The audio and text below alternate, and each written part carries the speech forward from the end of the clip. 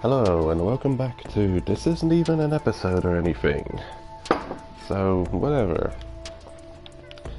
Yeah, I am actually kind of sick now. I knew it. I knew it was coming. I can't believe it. I haven't been sick my entire life, and now this winter, I've been sick like 200 times. It's ridiculous. Anyway, I've recently unlocked the loader on the most recent ps4 update. I think it was December, early December, maybe 6, possibly 6th December. They released the loader update, and I don't know what all the patch notes look like. I'd say I'd refer you to Wooly, what's it called, Wooly Gaming, something like that. He's like the main content creator for this game. I'd refer you to him for most of the patch note info, but we have unlocked new survivor loader, which just requires you to go to the new final stage and defeat the secret boss there. Siren's Call is the final stage, and the secret boss, you have to punch a bunch of eggs and break the eggs, and then it spawns for some reason. It's some kind of defense robot to protect birds. I don't know, something weird. But anyway, I didn't think it would be a fun character to play, but it actually is. So I'm going to do a quick run with Loader. I've been farming up celestial coins. I've been going for the 20 rounds trophy, and I keep failing miserably.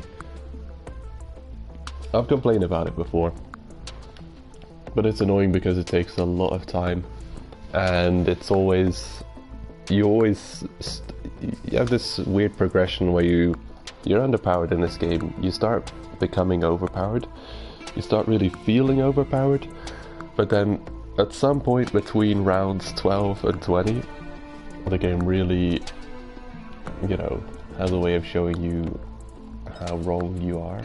I'm going to be playing on Drizzle because there's no way I'm going to be able to talk and beat the difficulty curve at the same time.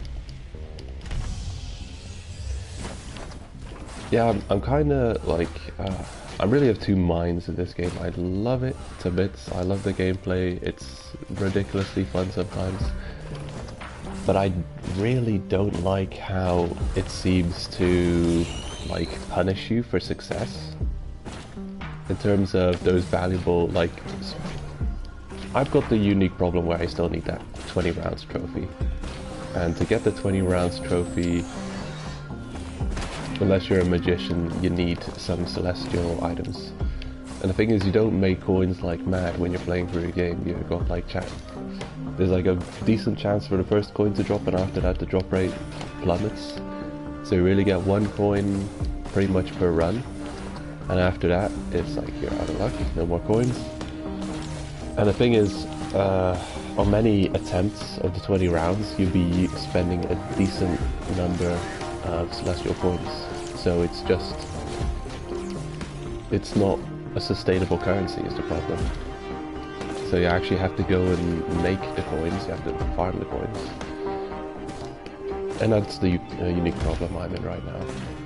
I'm in that I want to beat the 20 rounds problem thing, so I need a bunch of celestial coins.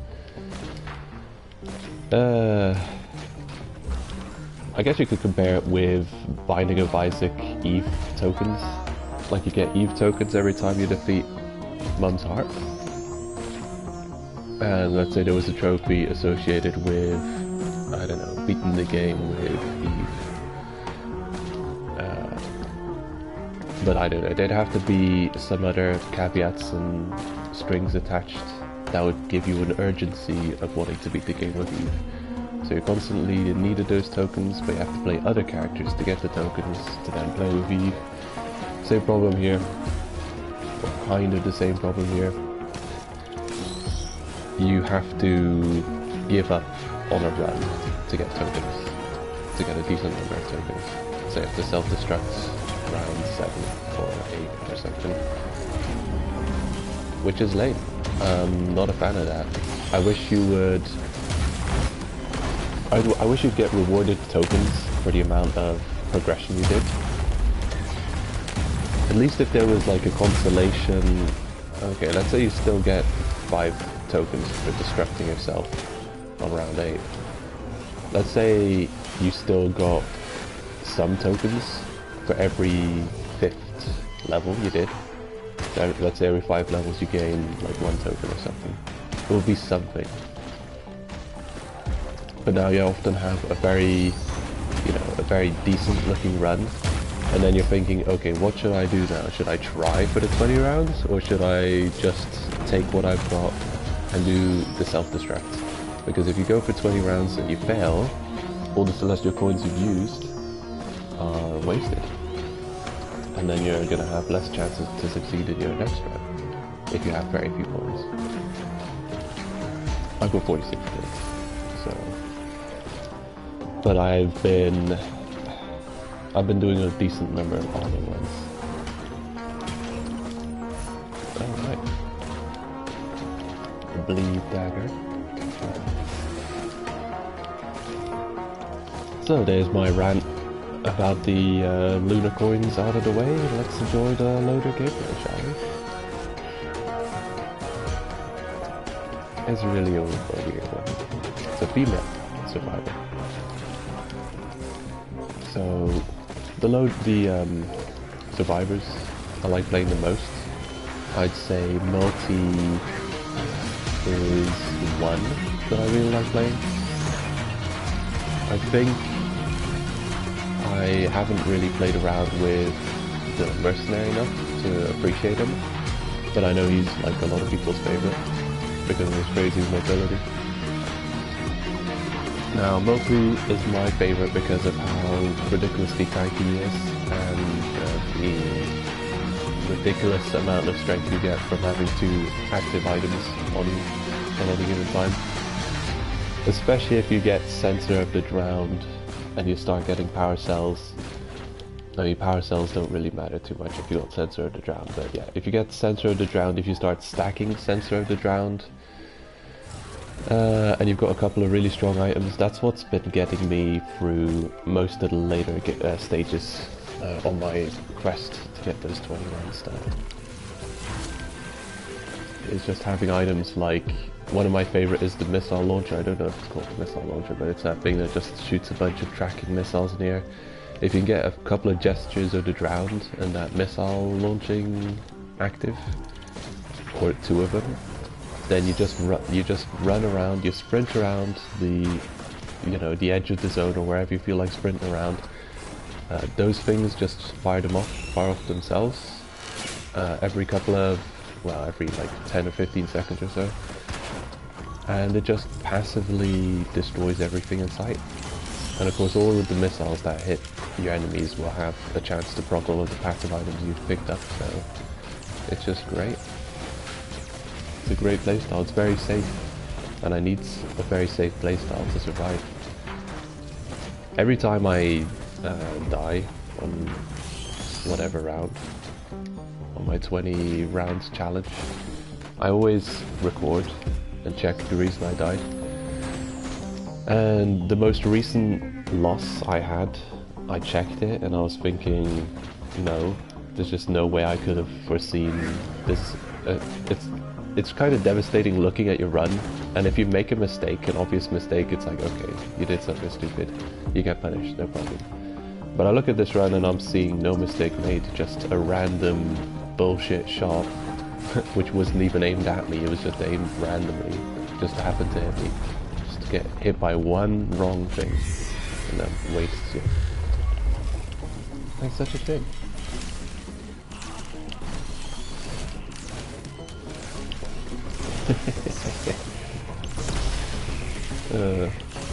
That's ridiculous. Absolutely ridiculous. So, I think this Survivor fits well within my playstyle, actually. I did get it like that. But don't worry, it's Drizzle. No problem. This Survivor fits well within my playstyle of, turtling, relatively safe playstyle. It's a hit and run character. So you're running around choosing shots. You're choosing when to take shots. And that's pretty fun. Brilliant. There you go, have a turn.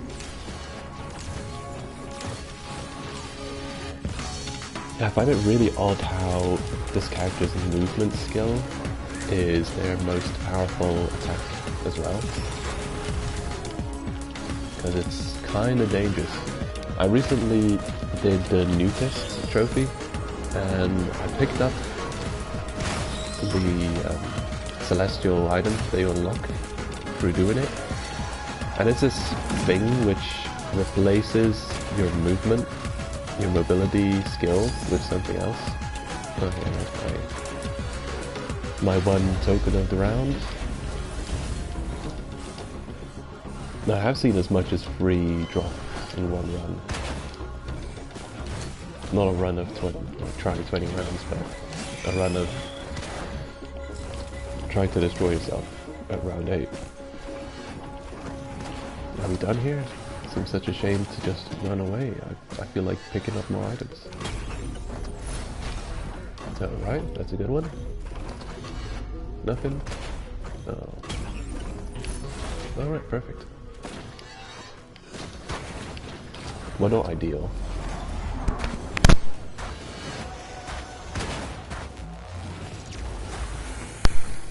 Not ideal, but okay.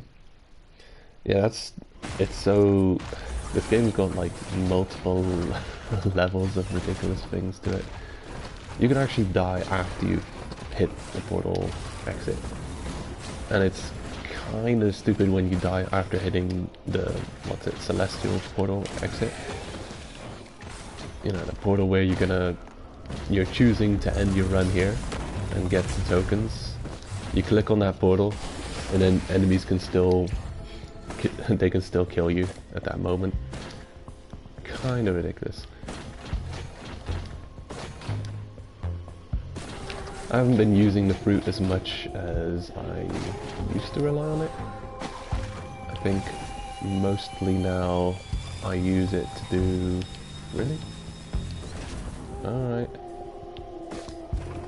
I guess we're up here now. I didn't think the wall would have a ledge to block us to. Now I do... I don't like it as much as a used item. I like other items more. This guy beat my last attempt of a 20 rounds run. That asshole. Yeah, it was in this level where they got me. The portal was in a chasm. It was in that chasm between the rock walls, under the roots of the tree. That is such an obnoxious place to have the exit portal, because in many levels you can kind of run circles around the boss in the middle of the exit circle.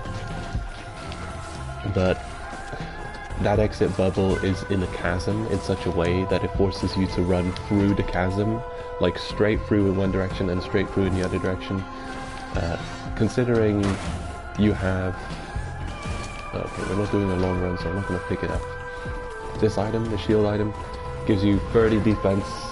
Yeah, it gives you 30 defense while you're sprinting, and that stacks. It actually just... It doesn't, like, stack percentage-wise, it doesn't have diminishing returns. It just stacks right on top of each other. So it's a really strong defensive tool. And that's why they say always be sprinting, because they expect you to have that tool. And with it, you can just know that you're safe, usually, if you're sprinting. I'll probably upload it as a separate video. I mean, like, there's no reason I should be even streaming today. This could be just a showcase video. Not like it's a new character that no one's seen before. But I was pleasantly surprised with the loader gameplay. It's quite fun. They also are extremely tanky. Yeah, that's probably what you shouldn't be doing, is camping an item. But if this wasn't any level but this, I'd probably, you know, I'd probably leave it be and come back for it later, possibly. You know, it's this level I always get lost in myself, so don't want to leave it out and leave it later.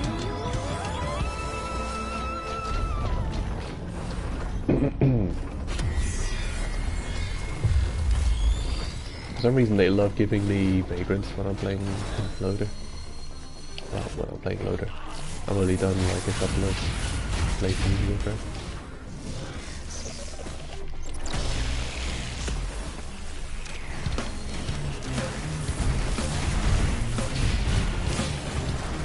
Really? Okay.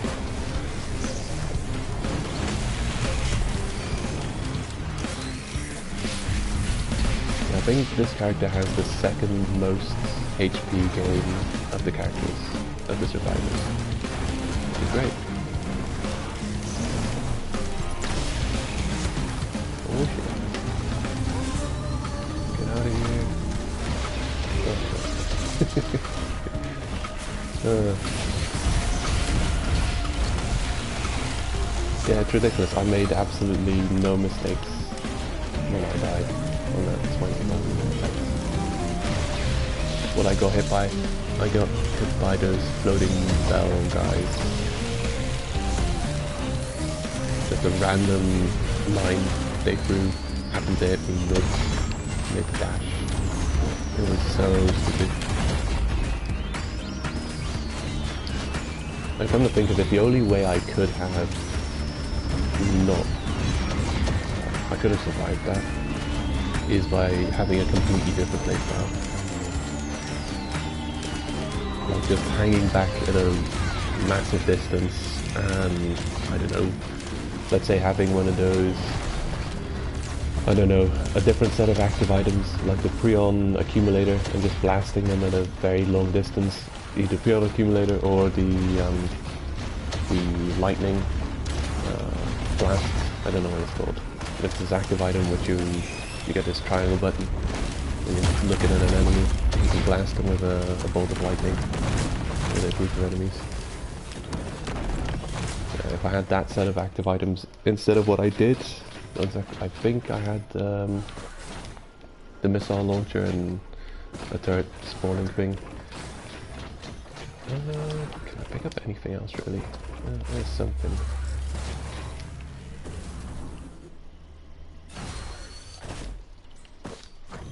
I'll take this one. That seems good.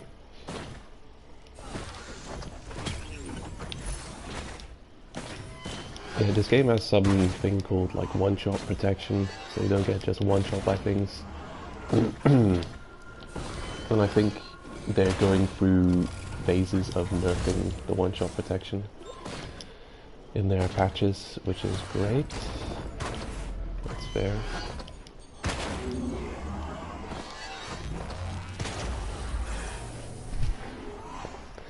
Yeah, I think I didn't have shield. I had the topaz brooch and I think 2 stacks of broken glass for DPS.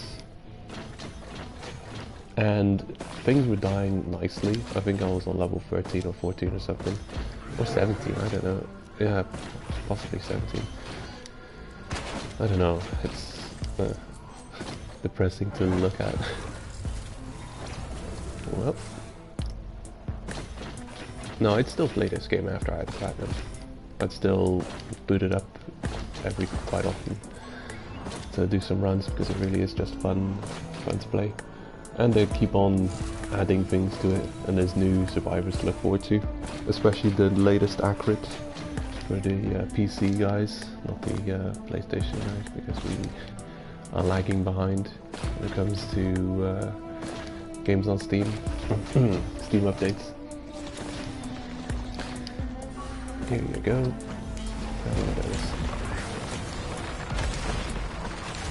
Yeah, it's just one of those really frustratingly difficult trophies. Difficult for me.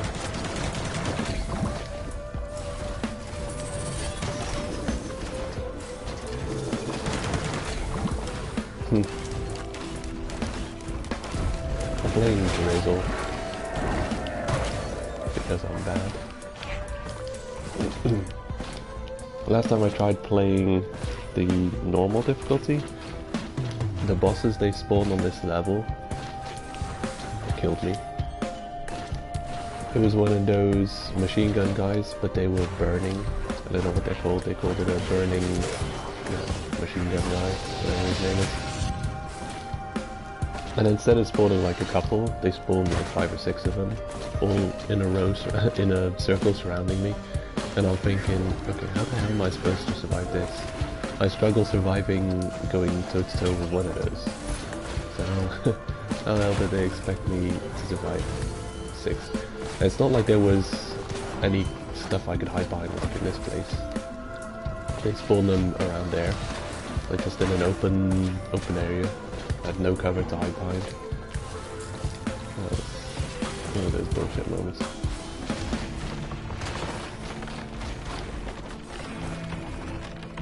Where's the portal thingy?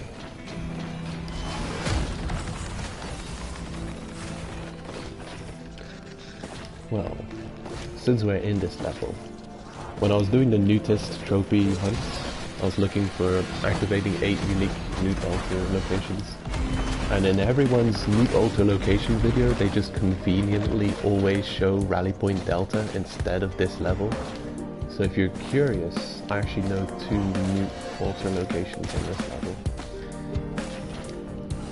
We've got to check the side out. Could be good. I like activators. Oh, that's that one. That's the one. That's my favorite to get when I'm going for 20 rounds.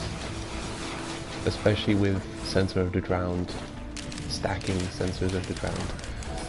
It's got like a cooldown of like 20 seconds or so.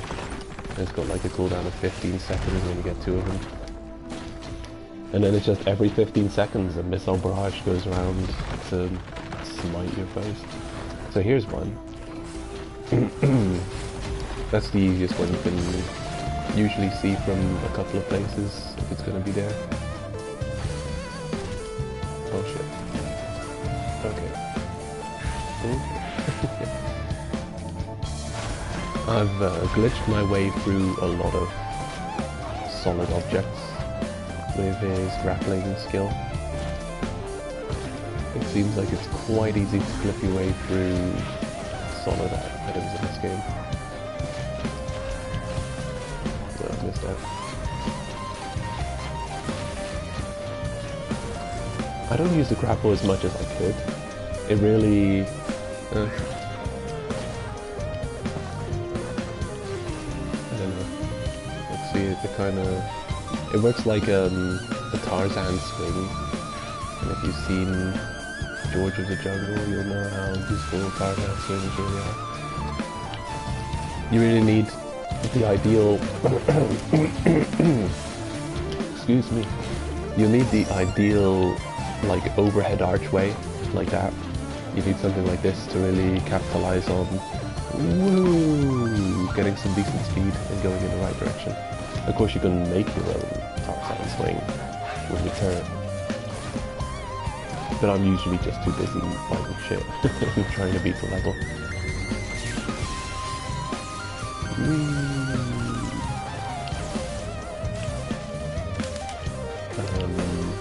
Yeah, I think we're good. No? Not done. Yeah, that's the problem. You really need... you need to have your L1 off cooldown to really complement your L2 grappling thingamajig. Okay, go up there. Whee! I do appreciate that this thing takes no full damage ever, which includes falling off the level, so you can make mistakes and fall down into the abyss and it won't matter, which is nice. So we're on our way to the second new altar of the level that I've found. It's all the way over here, in the middle of nowhere.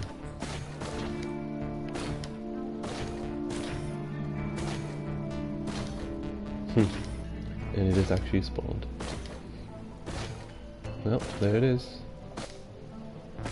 I mean, it's a good thing it's here. It's proof I'm not lying to you. Well, there's the second altar. Don't ask me where the third one is in this level, no idea. But that, the one I just showed you, that one gave me the Nudist trophy. Which is weird because, yeah, it only requires 8 or 9 unique newt altars to be activated. And I'm sure I know the location of much more than those. So it means I've seen them and just never activated them, and then it's a guessing game of, okay, which one did you see and activate, and which one did you see and never activate. So I'm glad I found that one, because it was definitely one that I'd never activated before, because who the hell would go over there? Unless you had a ridiculous amount of double jumps. Let's say you were playing, you know, Huntress, or what's it called, Mercenary, this guy, whoa, this guy, ooh, why?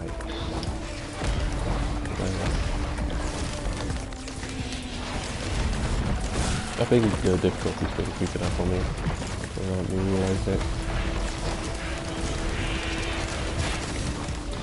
Get up the ends.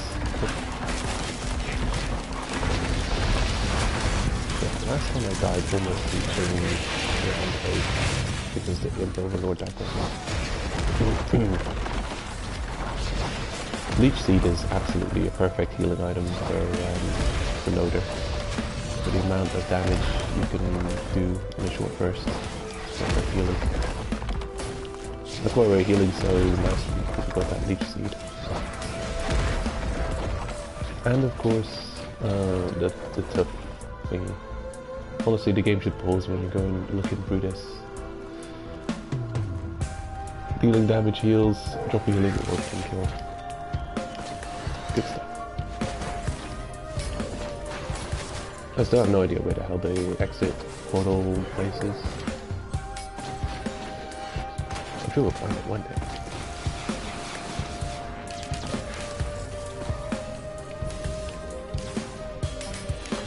Yeah, this is probably the most difficult level to find the exit portal. It's often just like hiding between rows here, it could be like here or something. And then the fireflies surrounding it are not even visible because they're all hiding behind this building. It's ridiculous. Also, infusion. I love it. Actually, we've got a decent bunch of items now. Ukulele, Leech Seed, Infusion. There's no item I like seeing more than Infusion when I'm going for the 20 round run. Of course there's those unused items that need to be good. But seeing Infusion is just fantastic. It's a plus 100 health per Infusion stack, I think. Which is great, because you need it. If you're using those, what is it, broken glasses? Broken glass will half your health, and another broken glass will halve it again. So running around with 1/4 of your regular HP. Of course, it's relative to how much HP you gain as a survivor. So that's why I like playing with, well, it's one of the reasons I like playing with these really tanky survivors. Like Multi is my favorite, and I think Loader might be my second favorite now. I mean, it's a huge... It doesn't... You know... It's like the MMO tank thing. You can't necessarily kill enemies with tankiness, but you will survive. And if you've got decent DPS, or decent killing options, then you'll do okay. Of course, you won't be doing as good as Huntress or Arbiter. Is it called Arbiter? I also like those two characters. Actually, there's very few characters I don't like. Rex. Don't like Rex.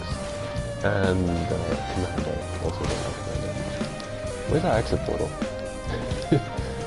Where is it? Okay, I'm gonna squint my eyes and focus on the fireflies. Where are their fireflies? Good. Tell me. I'm gonna run around in one level for 15 minutes. Just losing time. Oh, it's here. Oh, yes, of course. Of course it would come to a place like this. Look at this. In any other level you would see these fireflies. But look at the background, it's orange. And the fireflies are yellow. So, great.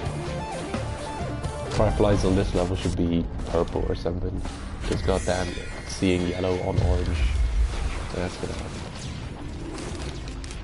No boss spawned. That's kind of lame. It's usually on, what's it called? The forest wetlands or something, you know. Roll of all the trees and stuff in it. That boss has failed to spawn. And it's kind of lame, it's like, it's the second level of the game. Let's say you kind of rush level 1, because you're like, okay, I don't see anything good. Mostly it's turrets and other shit here. I don't want to waste all my time here, so you move to level 2 quickly, and then you find the Shrine of the Mountain. You activate it, hoping, okay, great, we're going to get 2 juicy boss items after this, and you know, we're playing a decently early strong character, like maybe Loader, if they're playing right now. And you got your hopes on those doubled up boss items. They've got a Shrine of the Mountain on the active, then you hit the exit shrine, and then poof. No boss. Like, great. Okay. So now round 1, level 1 leaves almost nothing. And then level 2, there's just no boss. So yeah, that's getting a head start on the downward spiral, I guess. But you guys can just go to hell. I'm out of here. Don't like this level. Do not like this level.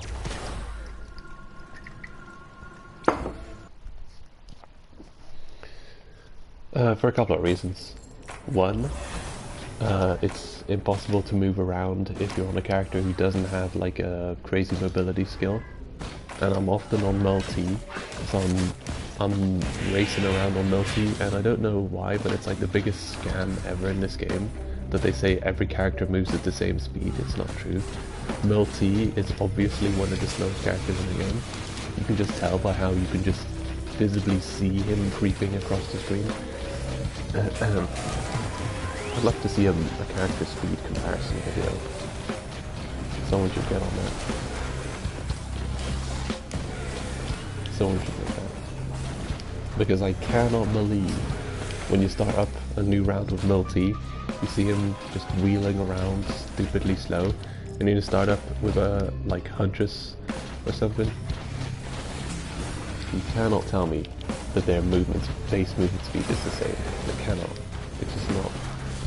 Why would it even be a stat? Why would it even be mentioned if everyone's movement speed is the same? Like, I don't trust the developers what that's concerned. Excuse me.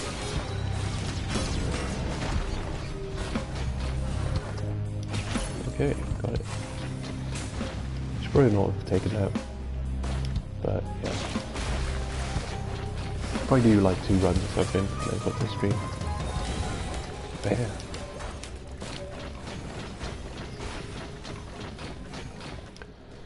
There's this new item that I've seen that I had not seen before. It's like this red cube thing, and it increases damage done when close to enemies. And I really appreciate that for this character in particular when I find it. It's a great item to have. A loader. Because he's usually, well, he has to kill things at close range. Oh, he doesn't have to. He's got his turret. But most of his damage is at close range, so I definitely appreciate an item that boosts close range damage. Oh yeah, I forgot. I was starting to talk about something a minute ago, and I forgot to. I guess I fell into a tangent or something. Yeah, I picked up some celestial item. Actually, I just mentioned the whole thing about it. But I guess a celestial item that I picked up You unlock it with the Newtist trophy, and what it does is it replaces your mobility skill, which is that one, the charge punch, and it replaces it with, I don't know, it's got a 7-second cooldown, and it makes you turn into an invisible orb or something, and it allows you to move freely through the air. So that's good. It could be decent to get on a character whose mobility skill you take, but I don't think if you're playing a character you would take their mobility skill. Maybe Rex. Yeah, it could be good on Rex. I think if you like playing Rex, you'd probably hate his mobility skill because it sucks. Yeah, I guess that that celestial item specifically developed for Rex, because he's got that stupid backward propulsion mobility thing, which is probably the worst mobility skill in the game. But this guy's mobility skill is his main damage skill as well, so I got it on this character, and it basically was just like a fuck you. It's like, okay, you want a terrible run? You know, your run is now over. You lose your best skill. But of course that's a mistake, you only make once. Luckily, it's a celestial item, or whatever you call it. I think you call it celestial item. Luckily it's one of those, so you actually have to press a prompt to pick it up. You can't actually pick it up on accident. I won't be over it. Because there's a couple of items like that. Like you're playing Arbiter.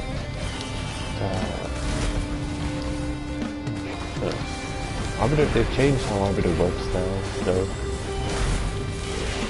often, for some reason, it's like the worst red quality item in the game, where you've got head stompers, and it makes that your jump is ridiculously high, and if you hold jump, you fall down onto your enemy.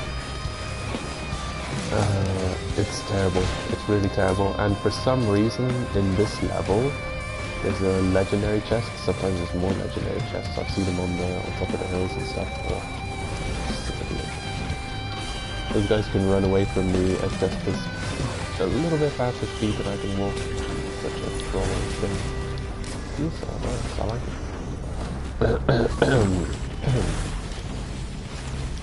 it. Nothing can also talk to ukulele. Great. I've seen the turret single-handedly destroy groups of enemies.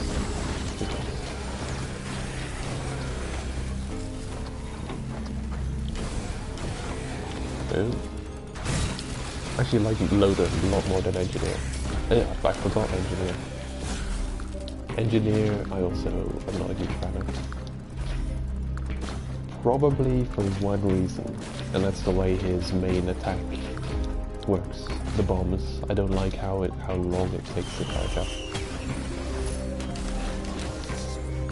If it was a different attack, or yeah, if it was different, I might enjoy him. Actually, once you reach a certain level, I think with this loader update, they've also added the ability to unlock secondary moves on characters and stuff. Like with Multi, I recently unlocked an ultimate moveset. I think I'll show it off before we start the next round. The attacks aren't amazing, but I guess it really kind of helps if there's a survivor who's got like one attack they really hate. To possibly do a different attack there instead.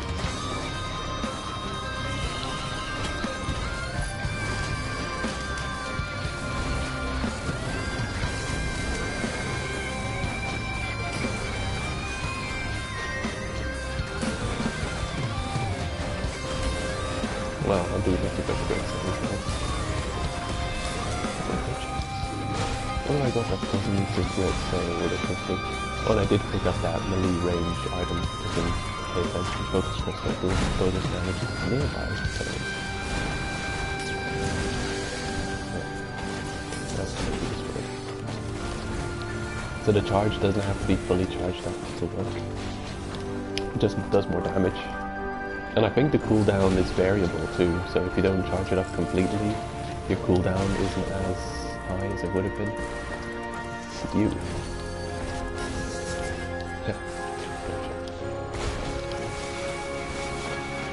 Yeah, it's just a really fun playstyle. I mean, I'm not moving around as wildly as you could move around on him. Huh? Oop.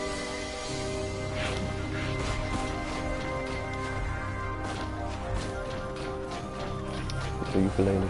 I don't think I should take it though. I'll take whatever the hell this is. Runald band. Have I got the fire? I know that the fire and ice have a synergy together. No, I don't think I do.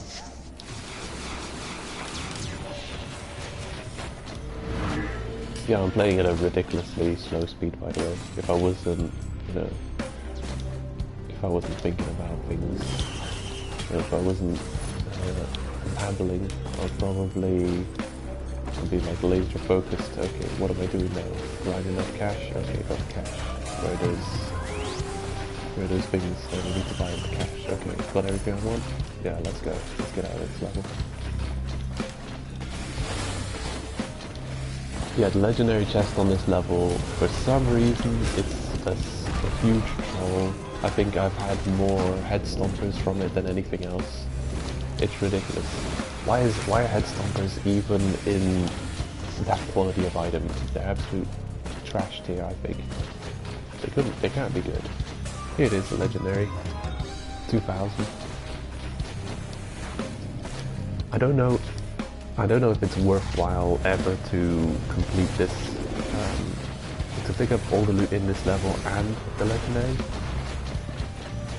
This level is considered a good level to farm out items because you get a good amount of quality items, and yeah, it's just like there's a good amount of good items in this level. So it is recommended to do something in this level, but as far as I can see, it seems to be a choice. You can go for one, the legendary, or everything but the legendary, and then skip the legendary.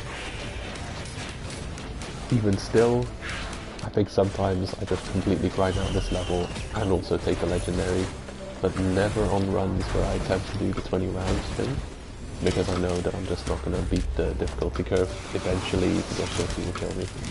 Because if you're at 40 minutes and you're in your first cycle, well, yeah, things aren't going to go well. I think you should be, I don't know, last time I was at like 25 minutes and I was at level 6 or 7.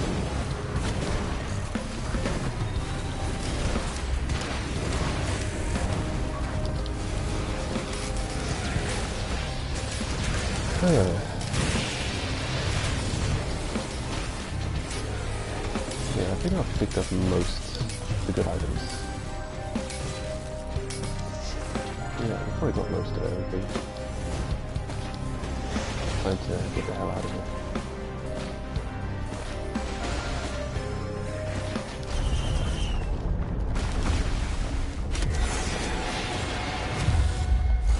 Oh, magma worm. For some reason they always, or often, spawn miles away from me. Oh damn. Bad damage. I don't know if like anything on the drop. I definitely got a good hit on it.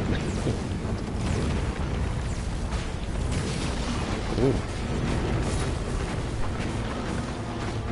Like Goku's dragon punch. Right through the enemy. I don't know if it's called that. Some kind of dragon, super dragon fist or something.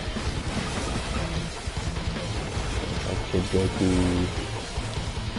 uses that against Piccolo? King Piccolo? It's been a while since I've watched Dragon Ball Z. I haven't gotten into any of the new Dragon Ball, the new stuff. But I have watched Dragon Ball Z and GT completely. And most of the movies. I think all the movies are considered non-canon. but they've also, I don't know what they did when they were, I don't know what they were smoking when they were making the movies, but people had no idea what the timeline was properly when they were making the movies, because there were a lot of inconsistent power-ups going on during the movies. You've got even like the glow fusions that could not, like impossible, Saiyan transformations that could not have been possible. They got the timeline completely wrong when they were making the movie, so it's a good thing they're not, none of them canon. Don't kill me while I'm waiting for my taxi.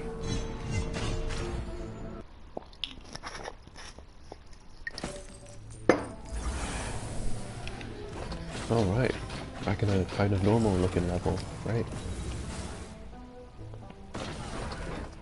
That crystal item, it's just on one of your fists. That's so silly. It makes sense, you probably do extra DPS if you have a crystal attached to your fists. Just slice right through anything you're attacking. Crystal's pretty hard.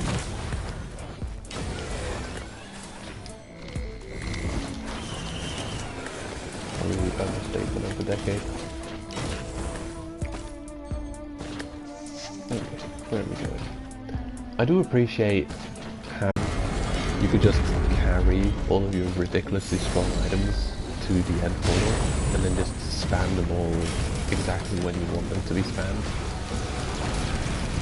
Of course, in the long run, it's not that strong because all of your it's like completely burst DPS at that point because of the cooldown reduction you get from Sensor of the Ground. Your own use items will have a much higher DPS. It's like comparing a warlock to a mage in classic WoW or something. Like a mage will have the highest DPS if you count DPS in the first 5 minutes of the fight. But if you look at the last 5 minutes of the fight, the warlock will probably have the highest DPS because he's got the soul tap ability to convert health into mana. I mean, the healers will probably hate him for it, but his DPS will be quite impressive. Yeah, I was mainly warlock in World of Warcraft. Yeah. My two main characters, I had all the alts, like you do when you're playing for ages. And my two favorite characters and favorite playstyles were the Warlock and the Death Knight. Okay, gotcha. Since I got a ridiculous amount of cash, I should probably have a quick peek around, see if there's nothing I can pick up just quickly. I mean, it doesn't matter too much because in the end, in a level or two. Still have no hopo feathers. This guy, he doesn't need hopo feathers, but they couldn't hurt. Sure, easier boss skills. Don't think I have one of those yet.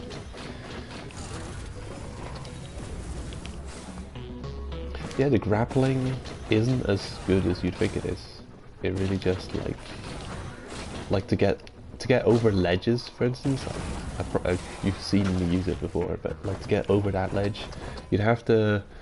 You can tell if you can grapple because the glowing reticle in the middle of your target will color in. So then you know you're at the right range to use it. And hit it right at the peak, and look, blomp. Okay, or that can happen. You can just clip right through. But when you reach your grappling hook, you'll automatically detach. So do one of these. And then you're gonna have to use, see, you detach, usually smash into the cliff side, you know, Georgia the Jungle style, or you clip right through, and like whatever the case is, you usually probably have to resort to one of these anyway. So it's kind of, what the, oh my god. I'm so glad this game doesn't have a thing where you just infinitely fall and the game dies when you fall through the world. That it has like an infinitely large kill box, because goddamn, does this guy know how to, this gal know how to like clip through the world in the most ridiculous ways. What's up with that? Picture the boxes and stuff. Oh wait, there's there's something I could pick up. Didn't look too impressive though. Whatever.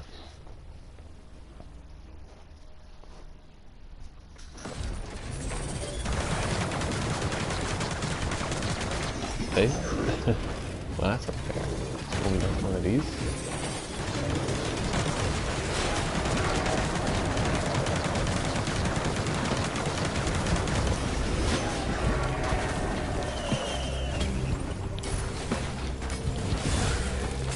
Go Tooth is pretty useful for this survivor, actually. Because I think when you're trying to sprint while you've got your active skill charged up, you're moving at a normal, you know, you're kind of moving at a pace between sprinting and walking. No, I don't care. I do want that. Though it doesn't matter too much. Where we're starting here.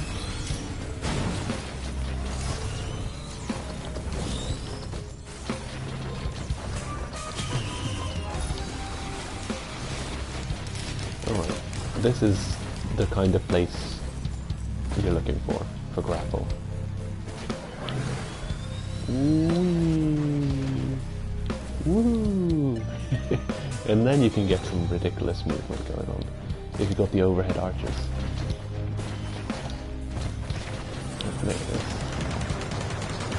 Apparently the exit portal is always on the opposite side of where you spawn in this level.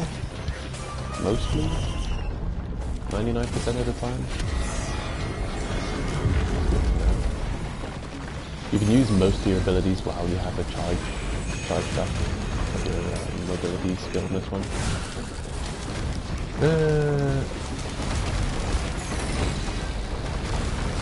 I don't know what the item's called, but there's this item that increases the amount of attacks you have for your secondary attack skill. That's not that great on this character. It's maybe useful to have one or two of them, so if you miss a grapple, you can easily just like re-grapple. But what's really useful is there's this... Oh shit, no, no. Oh my god, that was like... No. Stop. Yeah, worst case scenario. I got hit by a freeze bomb by some of these stupid freeze elites.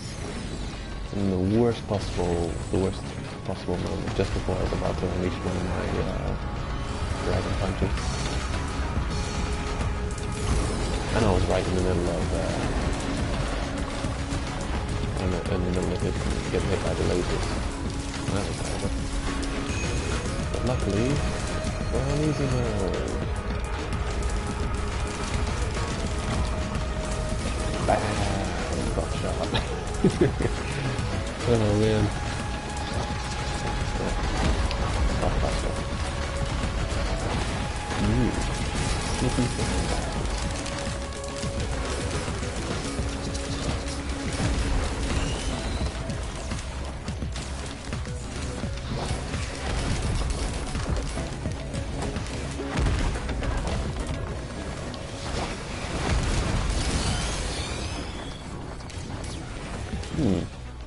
Okay. I've had a few really lucky runs lately. Not for getting any kind of trophy progress, because I need that 20 rounds win for that. But I just so happened to have done a run with the mercenary, which I found one of those golden statues in. The golden statue takes you to Gilded Coast, and the reason you'd want to be on a character like Mercenary when going to the Gilded Coast, I'll use one, yeah, let's see what it is. Transcendence is fine. does it look like? Huh, he turned into a beetle. That's cool. Good. Nah, it's not terrible. I mean, does this still work? Stand still healing?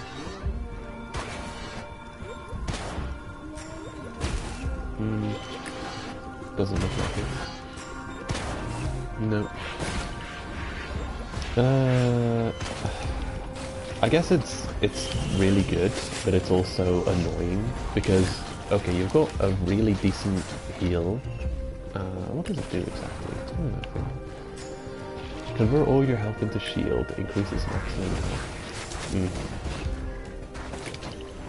The thing is, I don't know if you like one. It makes you cry every time you pick up a healing or health-related item, specifically like a healing-related item, because none of your healing items will work anymore because this thing has its own built-in weird healing. And two, like, where's that one-shot protection? If all of your health becomes shield, then, so far as I can understand it, those bars on top of your health are the one-shot protection, like the brooch, topaz brooch, and the shield generator. I'm sure I've got one somewhere. Oh, no, there it is. Personal shield generator. That might be your one-shot protection. But if everything is shield, then there's nothing stopping a hit from just taking you from 100% health to like nothing. Although, I think your health also has one-shot protection. So you'll be taken to 10% of your health and then the next hit will kill you or whatever. Something like that.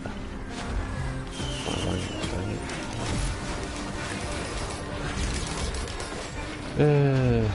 Yeah, I think we're gonna end this run. Been good. Let's get a break. Actually, we have 4 crowbars and 2 focus crystals. And a couple of lead scientist blasts.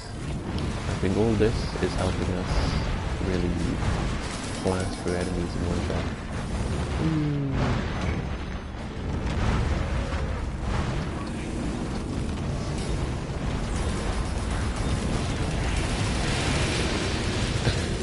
Damn. Okay. I think it's happened. That's good.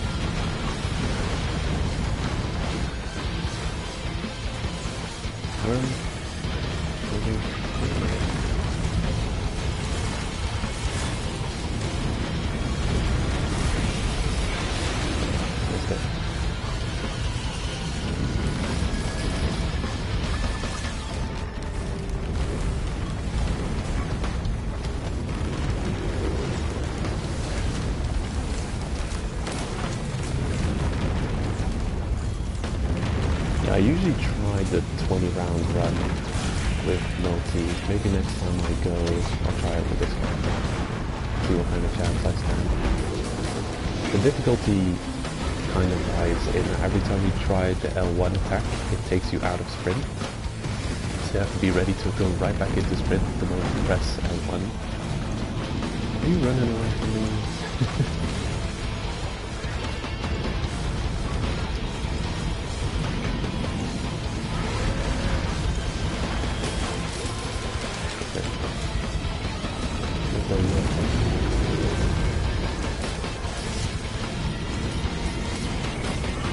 There's a few like really obnoxious bosses in the game. Worm can be one of them. He's not that bad for a loader, but there are survivors that he's really difficult to deal with on. I think Huntress is terrible against Worm. Absolutely terrible. There are probably others that are also not great against Worm.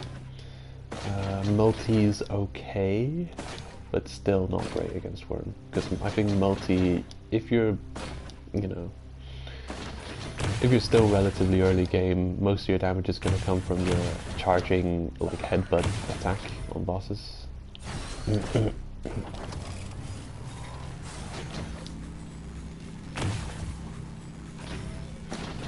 Yeah, and the worm is kind of tricky to get that on, considering he's always all over the place. He has to be right next to you for you to get it. Okay. We made it.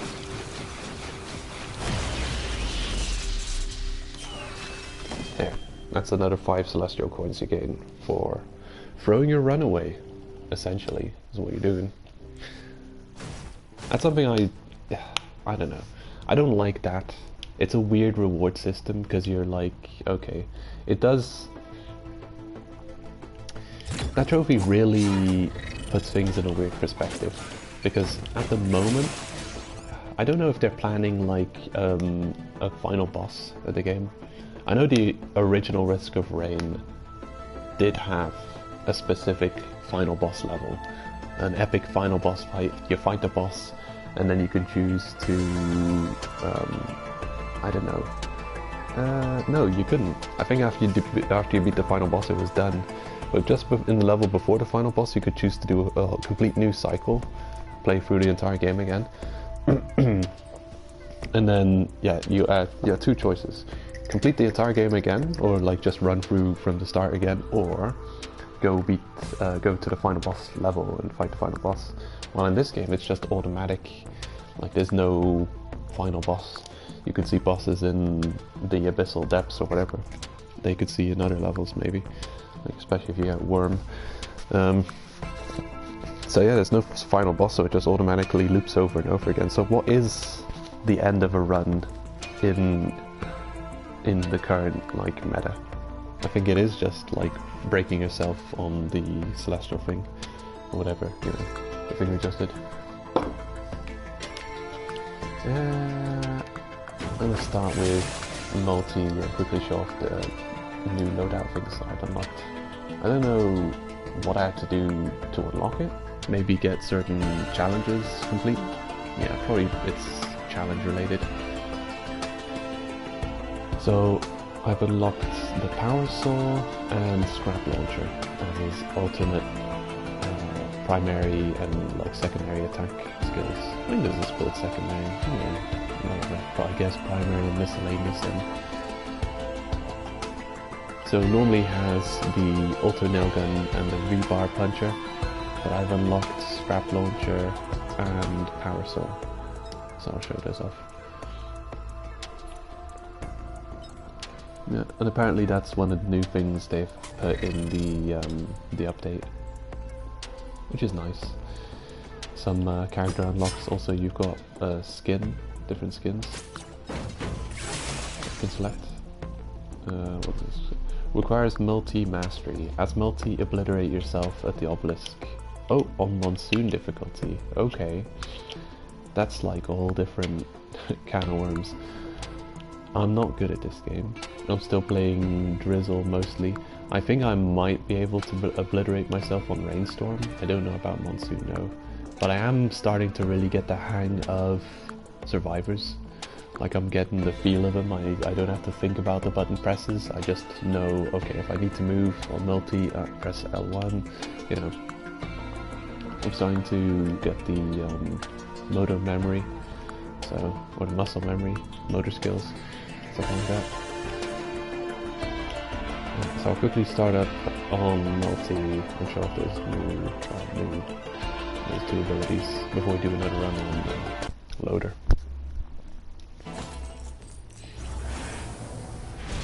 Boom, off we go. Look, this is not normal movement speed. You cannot convince me that this is more normal movement speed. Like, I'm crawling across this rock, right? 1, 2, 3, 4 seconds. You can't convince me that on another character they're gonna take 4 seconds to get over that rock. No, 2 seconds. This I wonder if he's based off Wally. Probably. his primary skill becomes a recharging rocket launcher thing. Kind of reminiscent of what's her face? The newt. Looks like a newt. Arbiter, the mage's primary skill with the multi-fireball throw. Kind of looks like that. I appreciate that it doesn't have to reload one at a time. It actually reloads all 4 grenades in one reload cycle. So the moment you start shooting your first grenade, the whole set of grenades is already busy reloading. So it's like got a really low cooldown. You can also just hold the button and it'll spam for like a second downtime and then it'll start spamming again. It's alright.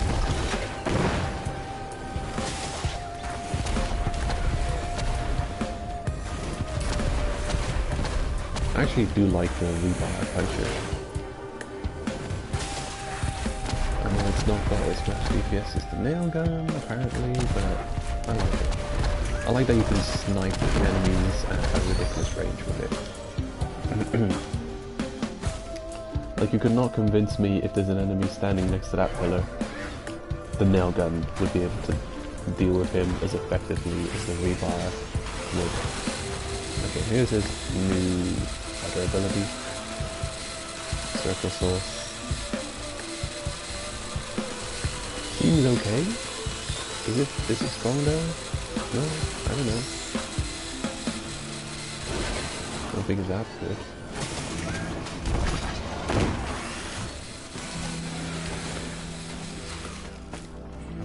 I'll use it on the first boss and find out. I actually want to pick up an item or two maybe, before you challenge it. You cannot tell me that this guy moves as fast as everyone else.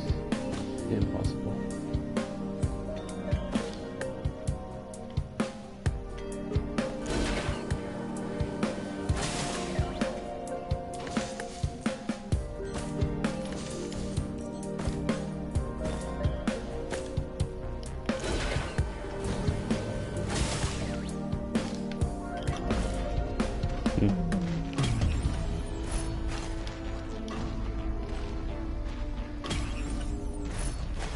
These shrines are great to have near an exit portal, because you usually have too much cash and don't know where to throw it, and that's one object, 2 items, so that's quite useful. But it's terrible to find just like that, considering that you can throw away a vast fortune that you could have bought a bunch of items with. This is not bad. I think you can charge me a bit. It's kind of ridiculous nowadays. Your aerial creatures, you could completely... You could defeat me by keeping at a high altitude. But for some reason you guys are coming down here to go toe-to-toe with my circle soul and a bunch of idiots.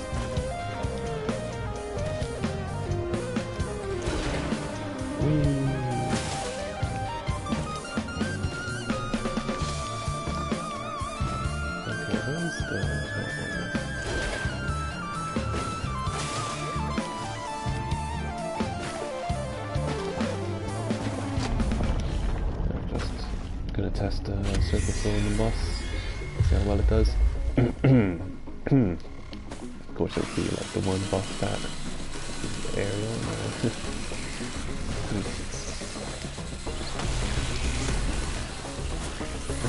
Yeah, it's actually pretty decent numbers, but I'm gonna go through the next portal and challenge the boss afterwards.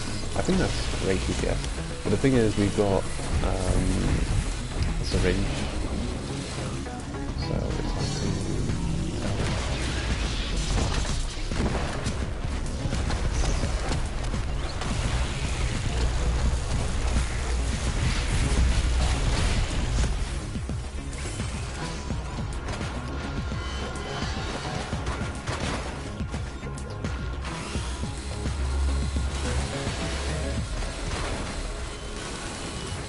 I think I kind of stuck on that enemy for a minute.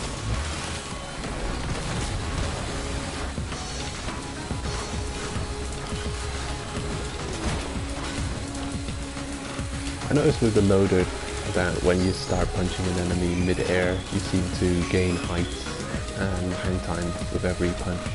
So you can kind of glue yourself onto an enemy and kind of just stick there and keep attacking it. I also noticed with the mercenary it's got kind of the same thing. Yeah, I think if you stack soldier scythes, soldier syringes, really? I'll check it out, just because it's there, might as well. Just want to do one more level with him, to fight a not flying boss with the axe thingy. But damn. Looks like if you stack soldier's syringe, whatever, on him, you could do some ridiculous amount of damage with the circle saw, because it just, you know, increased DPS probably. Okay, what do you have on offer?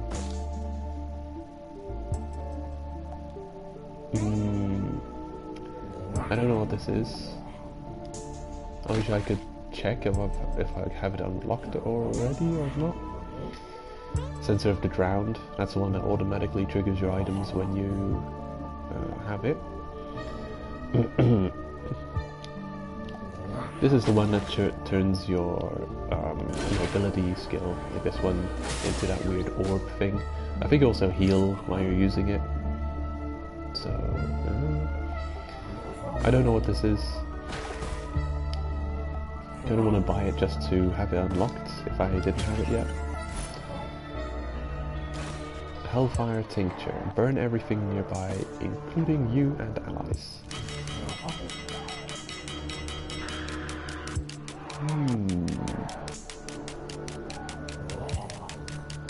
Is it good? I don't know if it's good or not. We've got Leech Seed, so the damage we deal will also heal us. So if I'm near enemies, those will kind of cancel each other out. I know it's a huge waste of the small amount of gains that we've made.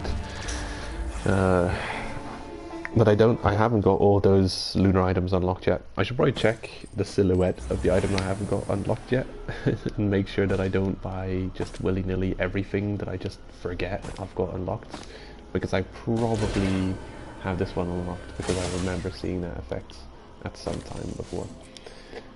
So yeah, that was just a straight up waste of 2 lunar coins. I don't know, I'd like to farm up like a whole bunch of them, like 200 or something, before I start going for the 20 rounds challenge again.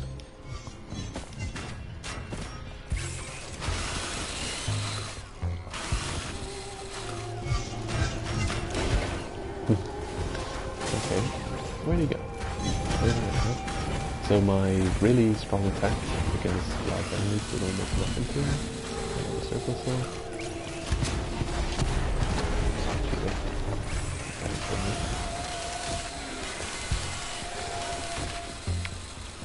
Yeah, I think it might be great DPS. I'm gonna look into it. And here's another soldier syringe. I want to see how quick we can melt the next boss with it. And I know we're on easy mode, but you know, this is my yeah. I'm comparing everything to other skills, also on easy mode. I think I'm used to seeing bosses die. I'm sure it's all a different story on higher difficulty, but yeah, like DPS, that all carries over.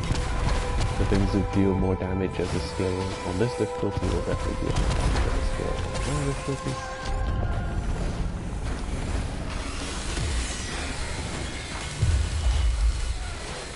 Where'd he go? This is that nonsense I was talking about earlier where bosses just refuse to spawn. What is up with that?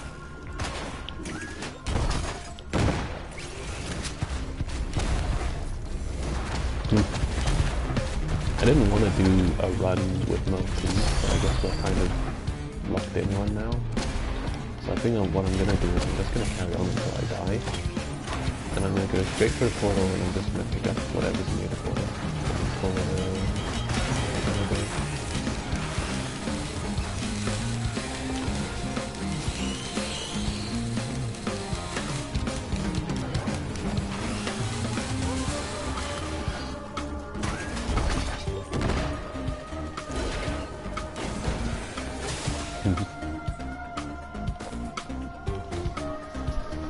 Alright, seems good.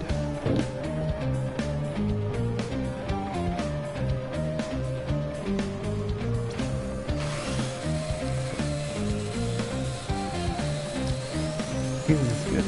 Is it a good skill? Is it good?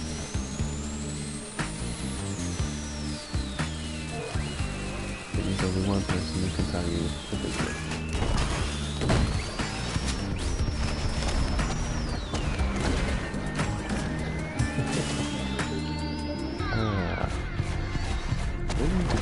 Tell me how are you a different one? I'll bring it now. Do you?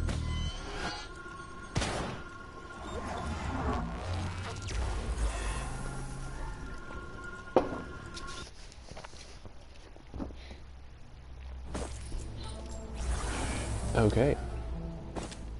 What is this? Another used item. I definitely don't like Hellfire Tincture. I don't think it's worth 2 lunar coins. Waste the lunar coins. I mean, maybe it's ridiculously good DPS, but the fact that it even hits and damages you is devastating, I'm sure, on both the higher difficulties and just like higher later rounds, where every little hit can be your last. And this is absolutely my least favorite level when I'm playing multi, because look at this.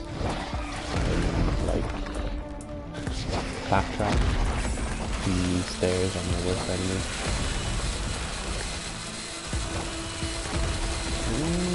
Is that good DPS?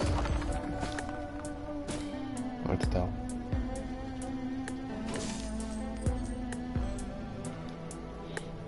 And I have to have nail gun equipped as well. To check, compare with nail gun DPS.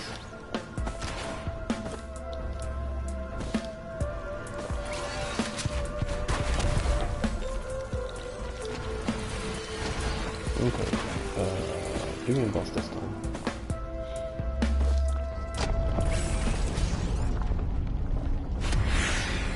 Hey, overloading imp. Oh, it's not even it's just an elite. It's not a boss, it's not a normal professional. Get the hell off me, you stuff. What the hell? Just lead on to me.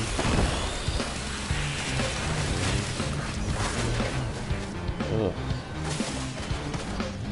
What even is overloading? What does that mean?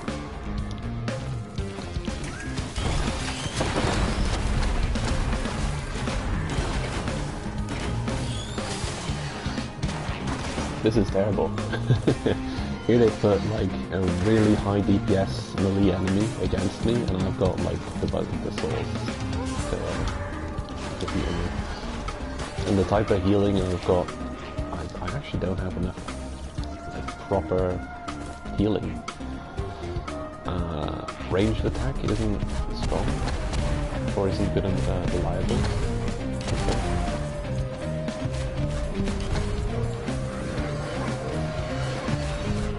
Get off me!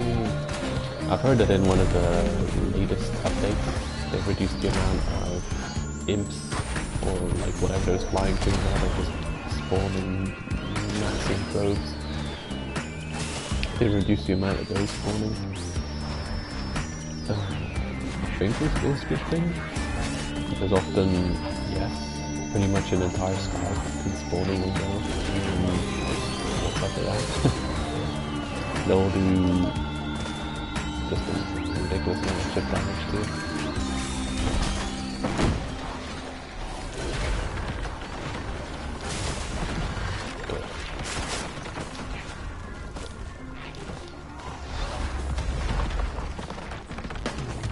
Let's get in this portal and get stuff done. Or die trying.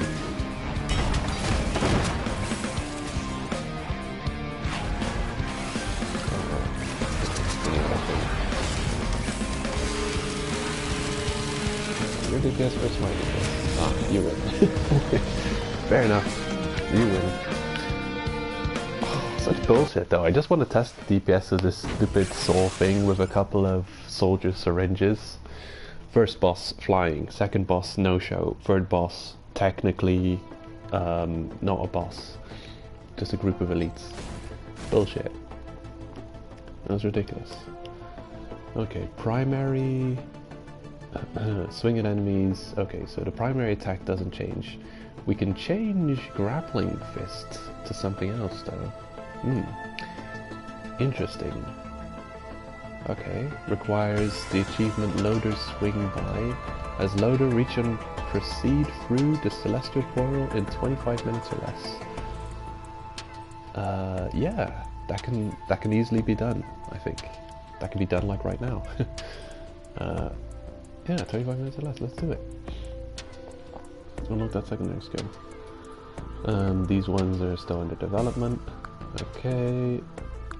Destruct that obelisk for a second.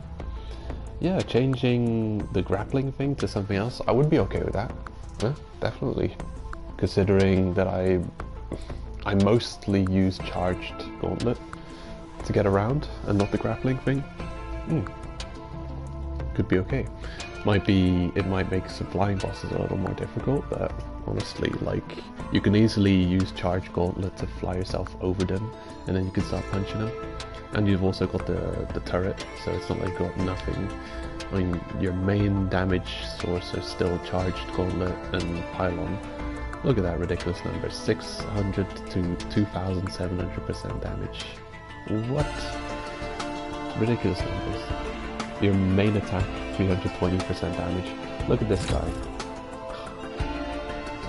I like the concept, but he's stupidly weak. He should be much stronger than he is. Your attacks cost your health as well. You're sacrificing percentages of your health to do something, so it costs... Seed Barrage. Cost 50% of your current health. Launch a mortar in the sky for 450% damage. That seems good, but look at this. Knuckle Boom. 320% damage with every punch, and it doesn't cost health. And then you've got this 600% damage. This guy, 450% damage. Tangled Growth is good. I've heard that in the last update, they've completely taken away the health cost. So this is the ability that launches a seed grappling thing, like an area of effects, that just grapples onto everything in sight, and it drains their health. That could be good. Yeah, but like, I don't know. I think Rex is, I don't know. He's a concept that doesn't work properly, unfortunately, because he's quite an interesting character. But yeah, I appreciate Loader. This guy, I don't know, good enough. Transporter mode. Zoom forward.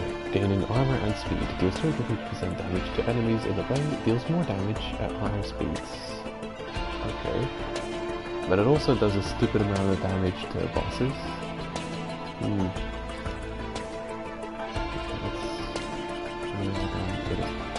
Original things back. It's old. Oops, wrong button.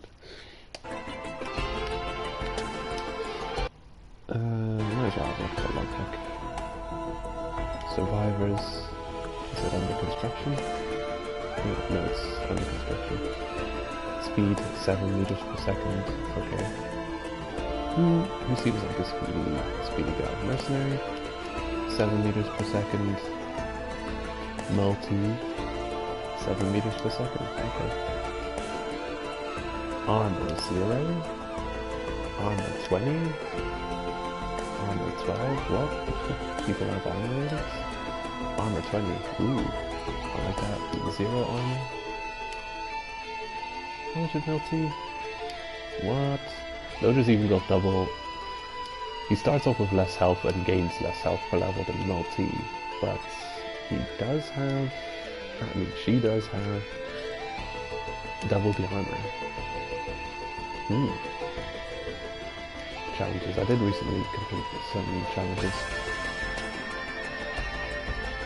Complete 3 combat shrines in a single stage. Oh, does that exist? Okay. Complete 20 stages in a single run. New? That's not new. I need that. Deicide. Yeah. The complete 20 stages in a single run and the Deicide are two things, the two trophies I'm still missing for Platinum in this game. Warm for life, die 3 times while burning. Cool, okay, I can get an item for that? Nice. That's easy to get with that, like, celestial item I just had. Commando, Rolling Thunder. As a commando, land a killing blow on an overloading worm. Okay. What does that mean, land the killing blow? Is this game gonna have multiplayer? Dude, does it have multiplayer? Yeah, it might have multiplayer. It does, doesn't it? Hold your horses. It does have multiplayer. What the hell?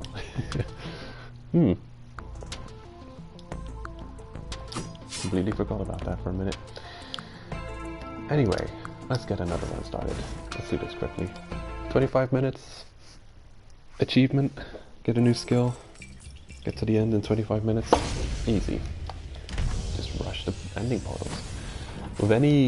With some characters, they seem strong enough to rush the portal just right out of the gate, right off the bat.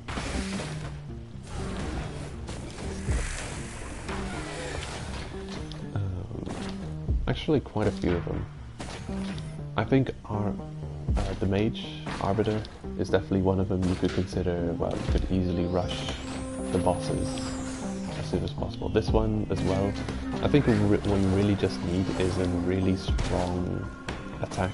Doesn't matter what the cooldown is, because you kind of use hit and run strategies to go and get the boss. The loader definitely, with her charging ability, is able to deal with the bosses right away. Yeah, I want it. Good. Healing already. Yeah. There's like one thing that could go wrong very early on. And you saw with our death a minute ago, we didn't have enough healing items for that kind of situation. We also didn't have range. I mean, you're trying to go toe to toe with a bunch of imps in melee, and that's probably a bad idea. Ugh. Look at this bullshit. Look how many of them there are. Love that turret. Yeah. I'm just gonna run around activating all the turrets. They're only gonna give me imps, or whatever they call the imps.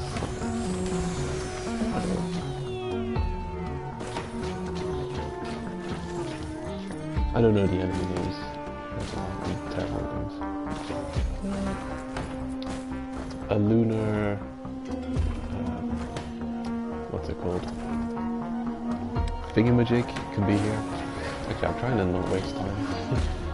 Yeah, I'll never get there in 25 minutes. Okay, let's stop wasting time looking at everything.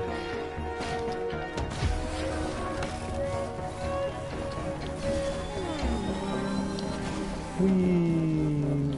Woo!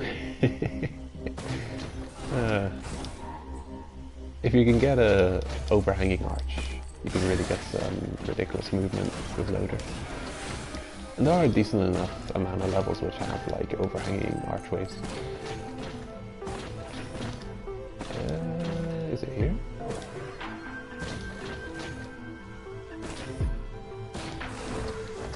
Have I just gotten blind to the particle effect all of a sudden? Oh, there it is.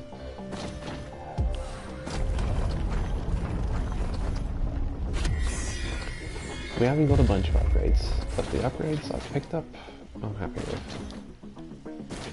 Healing turret? Oh, come on, really? Another one without a boss? What is that? What is up with that?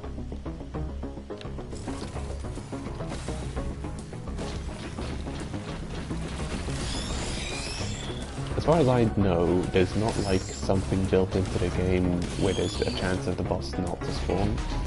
I think whenever the boss doesn't spawn, it's just a glitch. Like they wanted to spawn the boss, let's say they spawn him around here somewhere, and then he would have clipped inside. And I think they've got like a built-in system that if the game checks for the boss to spawn, it'll check however many times, and if every time it checks there's either no ground for it to spawn on, or it would clip through a cliff or something, it just doesn't spawn a boss. So there's got to be like checks whether it's able to spawn a boss, and if it's not, it just chooses to not spawn a boss. I'm just thinking, why did this never happen when I'm on like round 17 or 18 of my 20 round challenge? That's all I'm thinking. Because I think it is a glitch, and it's not supposed to happen.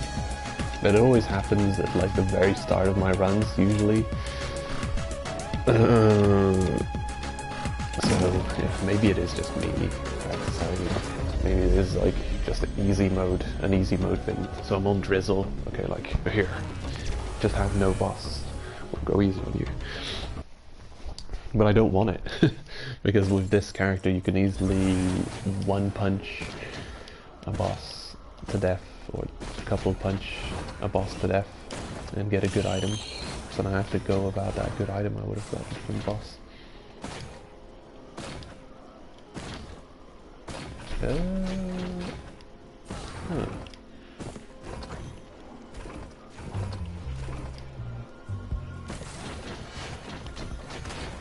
I can't immediately see where it goes.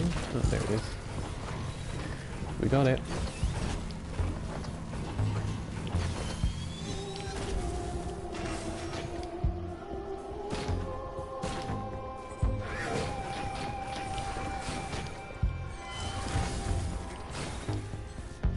Okay, boss please.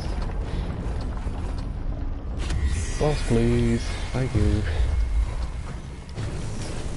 Yeah, lucky me. Gave me a boss.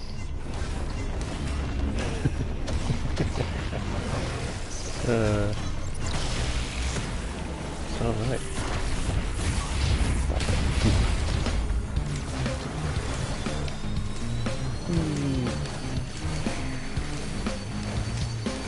Oi. Punch for that.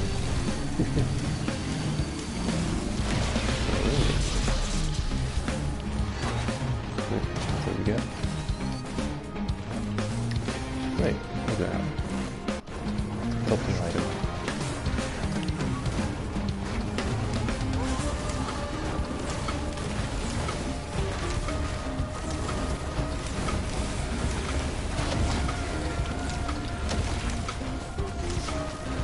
I've noticed that the squids don't explode if you melee them. So if you hit them with a melee attack, it kind of delays their explosion. And I guess that's got to be a technical thing. They have to allow you to stop their explosion for a second, because there are melee classes in this game, like the loader and mercenary. So if you couldn't stop the explodey guys from detonating by hitting them with a melee attack, you'd be pretty much screwed as the mercenary. You just have to, like, what would you do against them? You'd have to kill them before they would always one-shot them or whatever. It would become dangerous. Good. Done, yeah, next level, why not? I think I'll farm out the 4th level a little bit.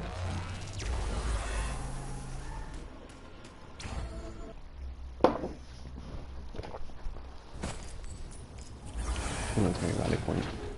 So I've got 14 seconds to get the chest. I'm not sure exactly where it will be. It could be in here. Go. Get it. Oh no, I actually had a minute left. Never mind. Because you have to be here before... Actually, it seemed like I had 2 minutes left, so you have to be here before 10 minutes to get the Freon pew pew. Seems good. The innocent bison poison around. Weird.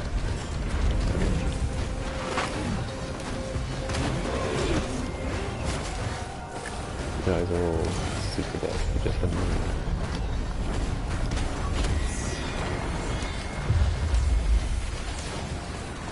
Play Doom Strider. Yes. Not my favorite boss, but at least it doesn't move. So it's not gonna. Okay, try and hit it with the Prion. Oh, what? Ah, I hate that. And they seem to freeze me right in the middle of my punchy charging attack too.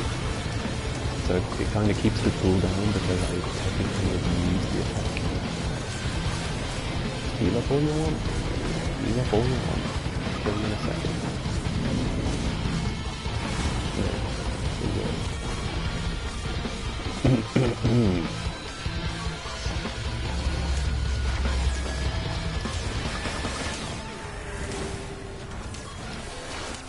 Oh, hope I better. Nice. There's certain relatively low mobility characters that you really want to get that on, that has more value than others. Not that super valuable on the Mercenary or the Huntress, but really valuable on Multi and possibly Loader. I mean, sure, Loader she has good mobility as is, but just like the basic movement, you know, just getting around little obstacles like this rock and stuff, you don't want to be using your charge skill for every little thing. Besides, it does have a little bit of a cooldown. Yes, kindly will die. Thank you. Good to go. Yeah, let's go.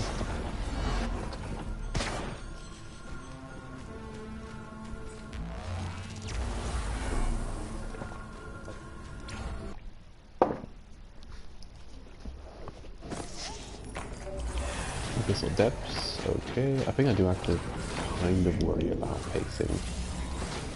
Because going through the one portal, 25 minutes? 25 minutes ritual. What should I get? I think I'm gonna get ukulele, and then I'll head out.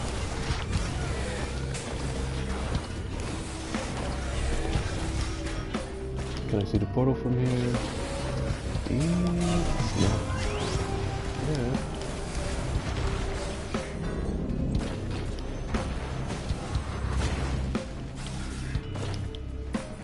Okay, where is it?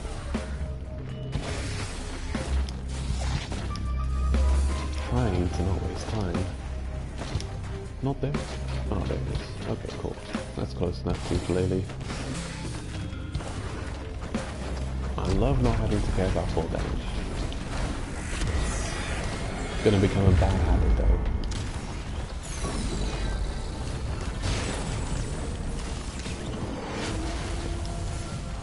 Okay, you're dead. Where's the other one? Where did he go? Oh, there's no other one? Okay, I guess we're done here. Doo-doo-doo.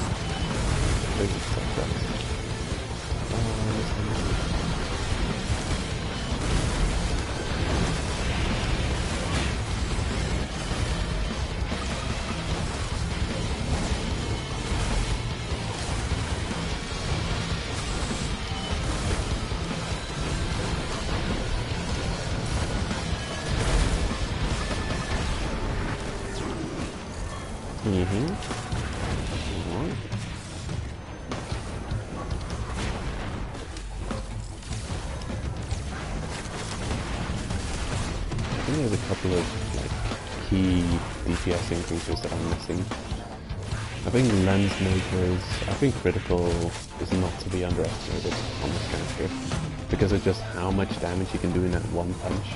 If you turn that into a critical, it's probably a big deal.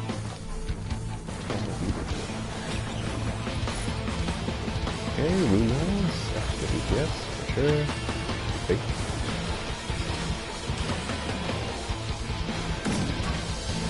Build a portal. Quickly go and fetch ukulele.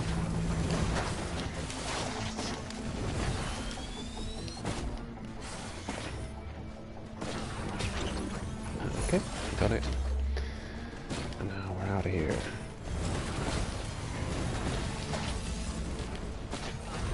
First, do something. No? Okay, screw it. 14 minutes, 3 stages left. Yeah, we'll get it. Easy.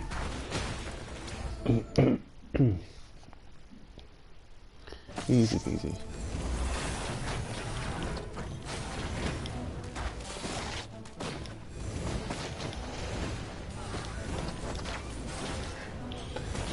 Yeah, that one upgrade that I thought was really crappy earlier, the bird, that gives you a boost every time you sprint and jump.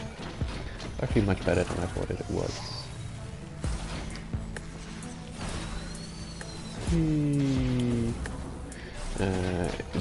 It's tricky, the grappling thing. It's tricky to get that like speed boost. You really have to let go of the ability just at the right time to get that boost to speed.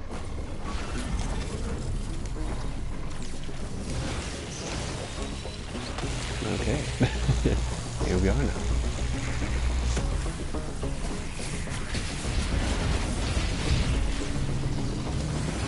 Guess we have to take that hit.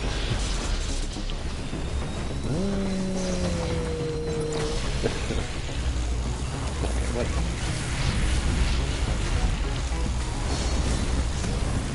Okay, G5. Thank you.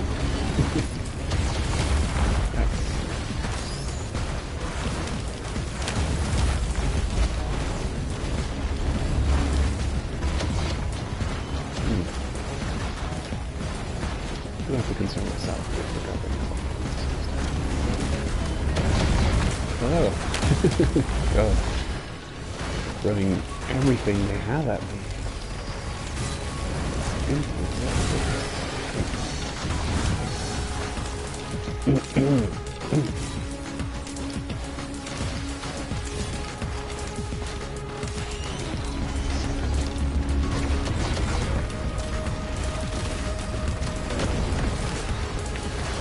I'm noticing a lot of people.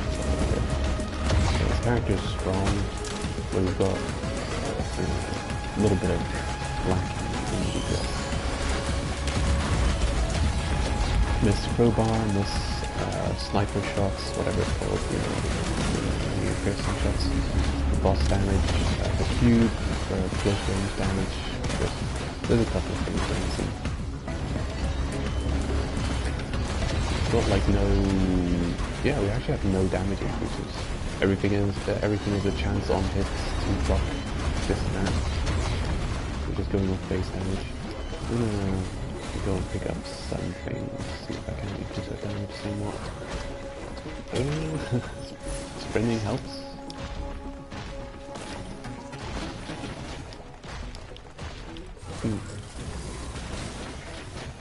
Okay. Hello.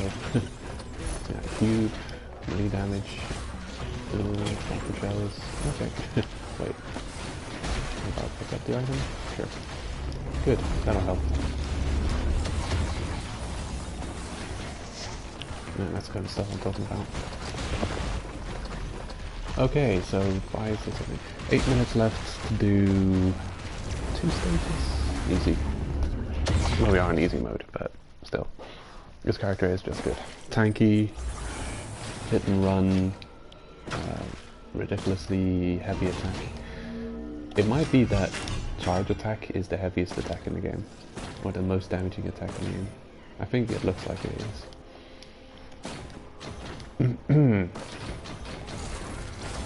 Absolutely ridiculous.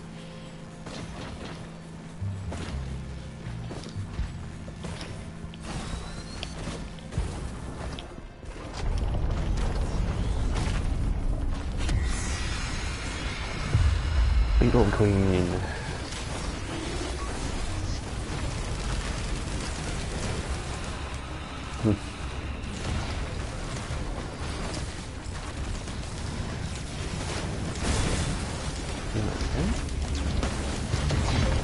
think I'll do one more run after this. With the new ability. And even if you don't get it, I'll do one more run.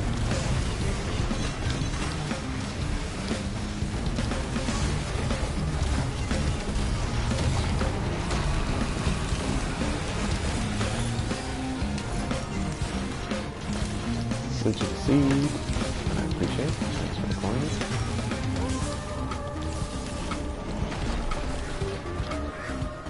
You used to get like a serious lag spike every time a coin would drop, and it'll be like, whoa shit, what happened? Probably a coin dropped. And now it's not always that your game freezes a bit when you get a coin drop. So yeah, I've had coins unexpectedly appear without me noticing.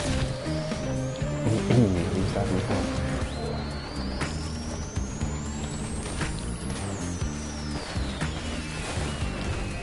No, I don't think I need it. I've got pretty much everything I want. Got extra DPS versus everything at close range, extra DPS versus boss. Anything I can mark this out, I've got, so it's fine.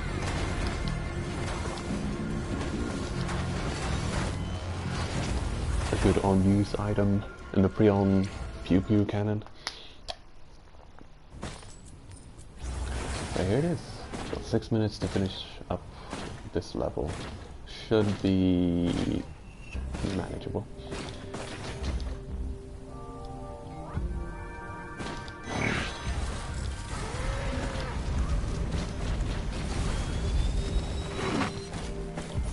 Okay, whatever. I don't know, I just can't make the grappling work for me. Too clumsy to make use of it. Doomstrider, double Doomstrider.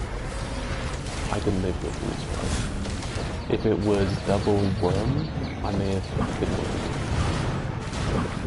A double Doomstrider.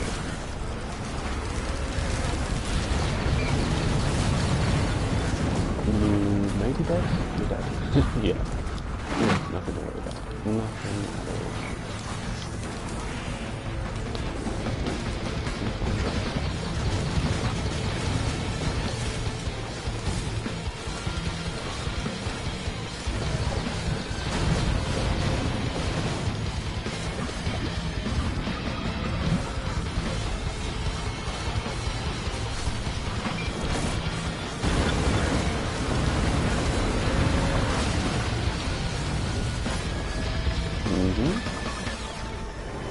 So far so good. Got plenty of time left. What is it? Ooh.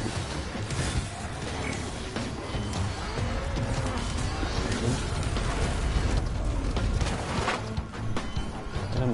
Get him! Get off through his head! Atelier is glorious. I love it for killing those flying wisps.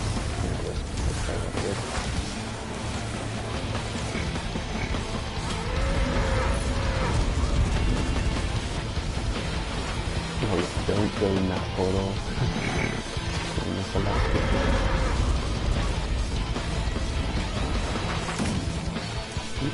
There it is. And just left it. 1 minute as well. 3 minutes.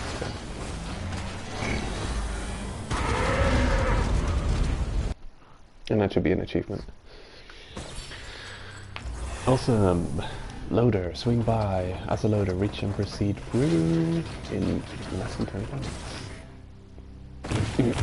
minutes. Actually, with energy juice, whatever, energy drink, and double jump, that adds so much mobility. 2 Hopo feathers, 3 energy drinks.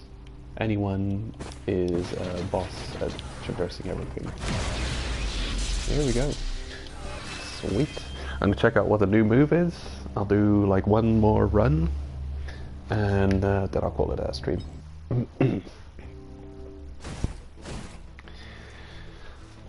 Alright, unlocked a new loadout. What is this? Spiked fist. Fire your gauntlet forward, dealing 320% damage, and stunning. Pulls you to heavy targets. Light targets are pulled to you instead. Ooh. Okay. So what's your regular attack called? Grapple Fist? And this one's Spiked Fist. But it's called Knuckle Boom. Oh no, Grapple Fist. Right. I was confused. Yeah, cool. Spiked Fist. Nice. Yeah, I was hoping that would happen, and I would get an extra damaging ability instead of like what is actually a mobility skill. Cool. There's still a lot to be gained in the game, like artifacts still don't exist. And now we can kind of take it easy. So, I can still use this to grapple around, but it also is an attack now, which is cool. Yeah, nice. I appreciate that. Still haven't had my first cup of coffee of the morning. So I'll take this run a bit slower. Hello. Womp. Boxer. She's a boxer. This is reminiscent of a couple of things. This is reminiscent of the Let It Die loader. The Let It Die loader body and head kind of remind me of this. The Alien movie loader is another thing. The anime Megalobox is kind of reminds me of a little bit. Yeah, maybe also Matrix, what is it, Revolutions? Reloaded? One of the Matrix, they've got like mech suits where they jump into. And actually, that's probably everything that reminds me of this loader suit. Oh wait, there's one more thing. The prawn in Subnautica. Yeah. That's pretty much everything that this suit reminds me of, in a nutshell. Can I take this? Glorious treasure? Oh. You spoiled me. I'm here. Absolutely blasted.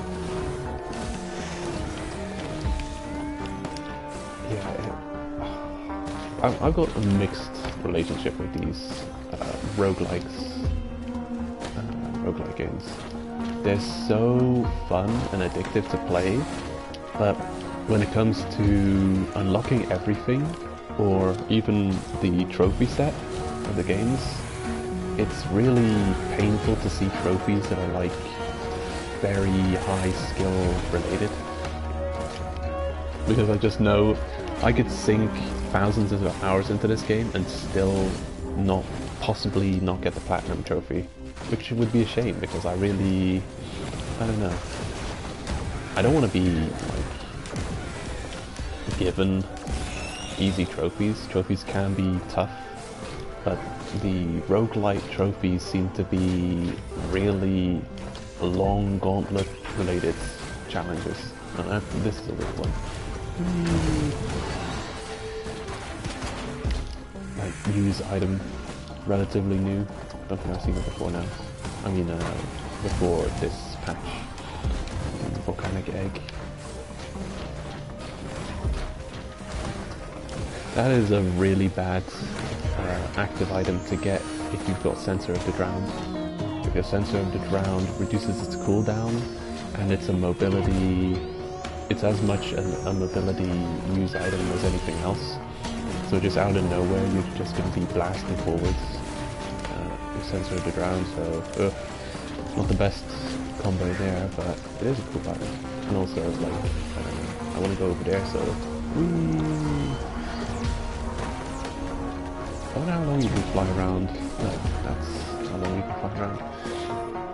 I was going to say, I wonder how long until you can detonate. Maybe you could just traverse the entire level, fly in, do whatever you want. No, it's also got a really low cooldown, which I appreciate. Come to think of it, I keep starting talking about something and then never finishing what I'm talking about. That run I did with the mercenary and I reached the Golden Coast. I forgot to finish what I was talking about there. Well, the reason you want to be with the mercenary in the Golden Coast is because on the chains in the middle of the level there's this series of chains that go up. You find the environmental data for gilded coasts on those chains. And if you're on someone with terrible movement, you are not going to reach as high on those chains. It's really some tricky traversal that needs happening. And the engineer is perfect for that. What I'm saying, engineer. Mercenary. Mercenary is perfect for that. But come to think of it, the skill we just picked up, this one, would probably get you there too.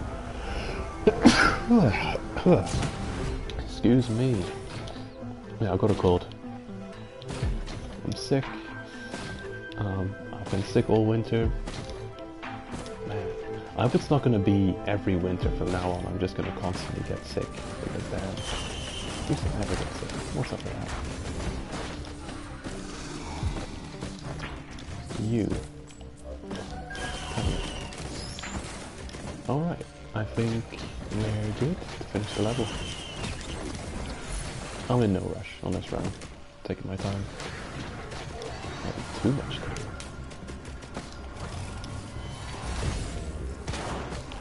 Alright, and I haven't checked our new ability yet. New. What is this? Probably everything's gonna die too quickly. Okay, cool. So I guess you do the damage when the glove makes impact, and if they survive, you'll pull them towards you.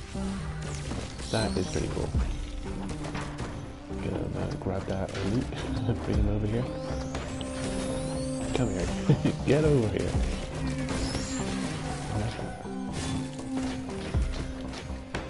Yeah, this guy is slowly becoming one of my favorite survivors. I really appreciate just how much every single survivor's got its own, like, completely unique playstyle. It's great. It's very good. I like it.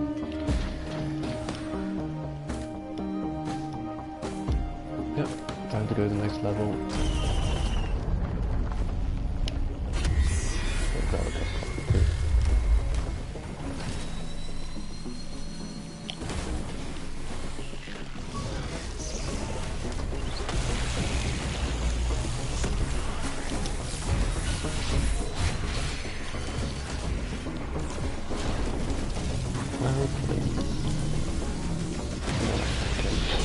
Not on this difficulty.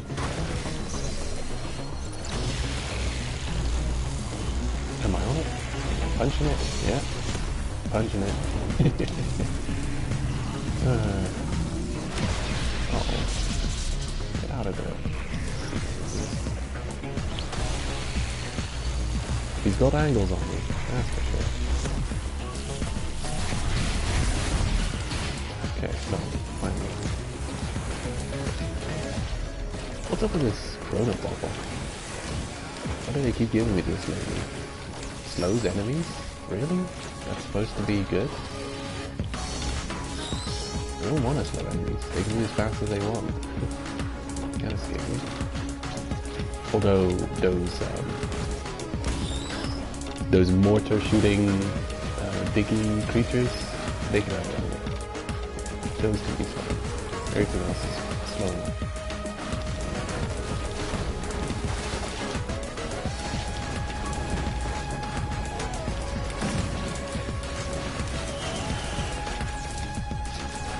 Right, coffee time.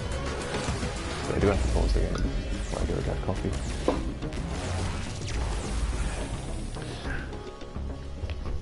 Yeah, I've been really enjoying the rogue games, or roguelike, or roguelites, or whatever you'd call them.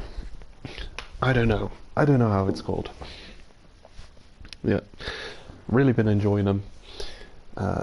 Dead Cells, Enter the Gungeon, Risk of Rain, Don't Starve, mostly those games. The thing is, I'm not good enough at any of those to get the platinum trophy for him. So as much hours as I sink into those games, I don't know. It is a little demoralizing, spending a lot of time in a game and feeling like you may never get the platinum trophy for those games. Because I do appreciate going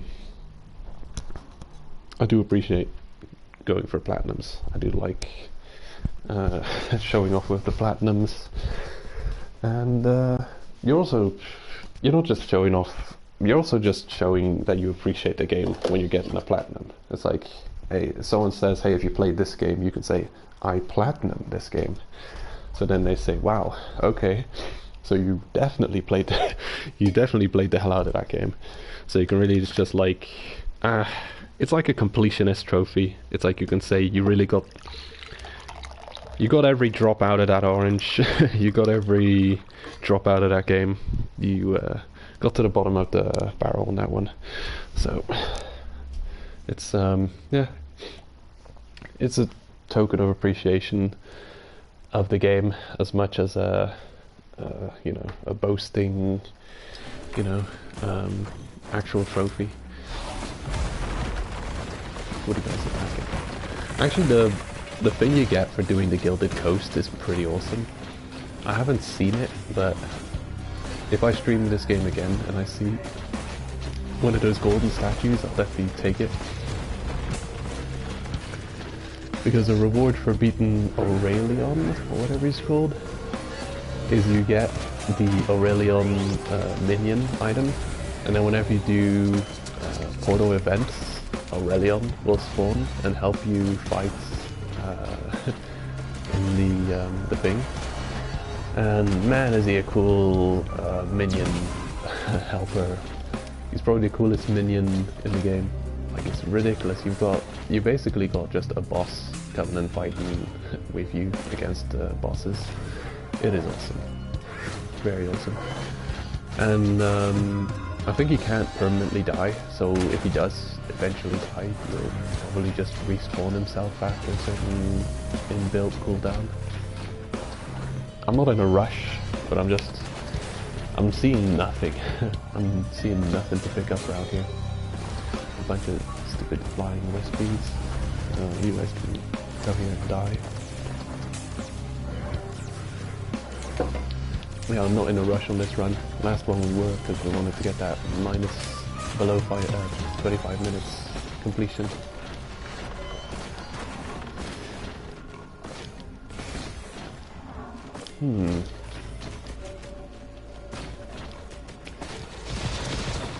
There's a time.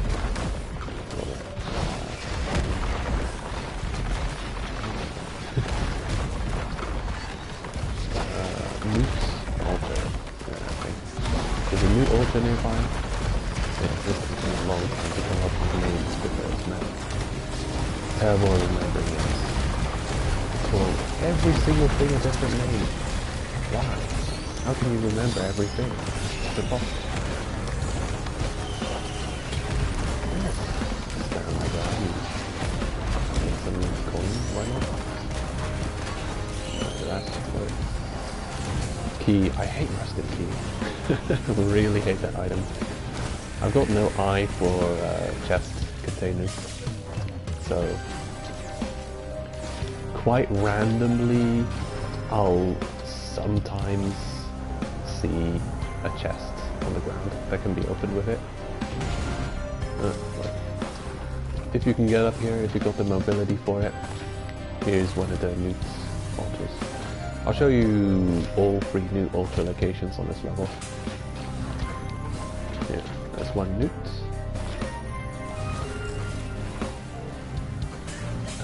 Can I reach? No? How about you? Yeah? Whee! Oh, didn't quite calculate that one right.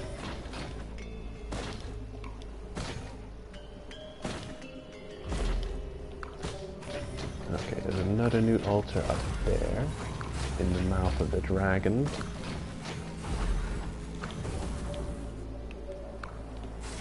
Cool. Yeah, just that. That's enough to get you up there. There he is.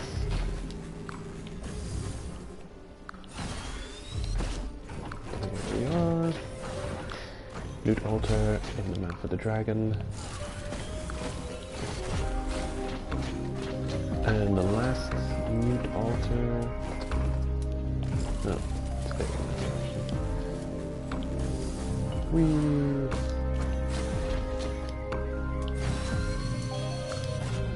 There it is. Actually, all three of them spawned. Is that rare? I feel like that's gotta be rare. Oh, there. That's the one you'll usually pick up when you're in this level, because who the hell's gonna go all the way up to the mouth of the dragon?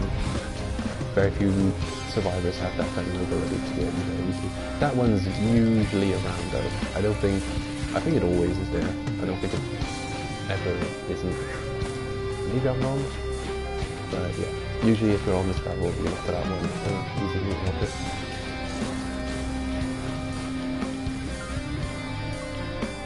Am I just blind to the items that are in this level? There's a missile there. Take it.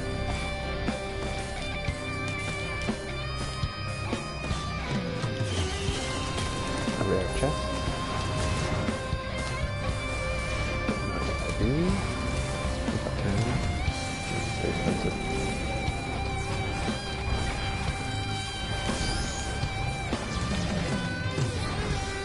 Well, I've been enjoying the roguelikes, but the thing is, they're ridiculously tough for completionism and trophy collection purposes. Really tough. There's some games that I'm also interested in. You know, got games like Slay the Spire and Darkest Dungeon. I think Darkest Dungeon I'll have to accept that I can not play games like Darkest Dungeon. It's a game that requires you to do a very specific set of things to get through it properly, and it's got a, I think, steep learning curve, and it's not, I'm not good at micromanaging that well, so that game requires you to have a grasp of very complex systems, all kinds of things happening at the same time. No, I'm not good at doing that. Well, except that Darkest Dungeon is not a big for me. It's got amazing narration in it. What the hell? What an epic voice. And atmosphere. It's great. I watch Let's Plays of it. Like silent Let's Plays. You hear the narration. Hello, Unicorn. Just sitting there. I forgot to pick you up. What the hell? Okay. Yoink. I think we've cleared the level. Good to go.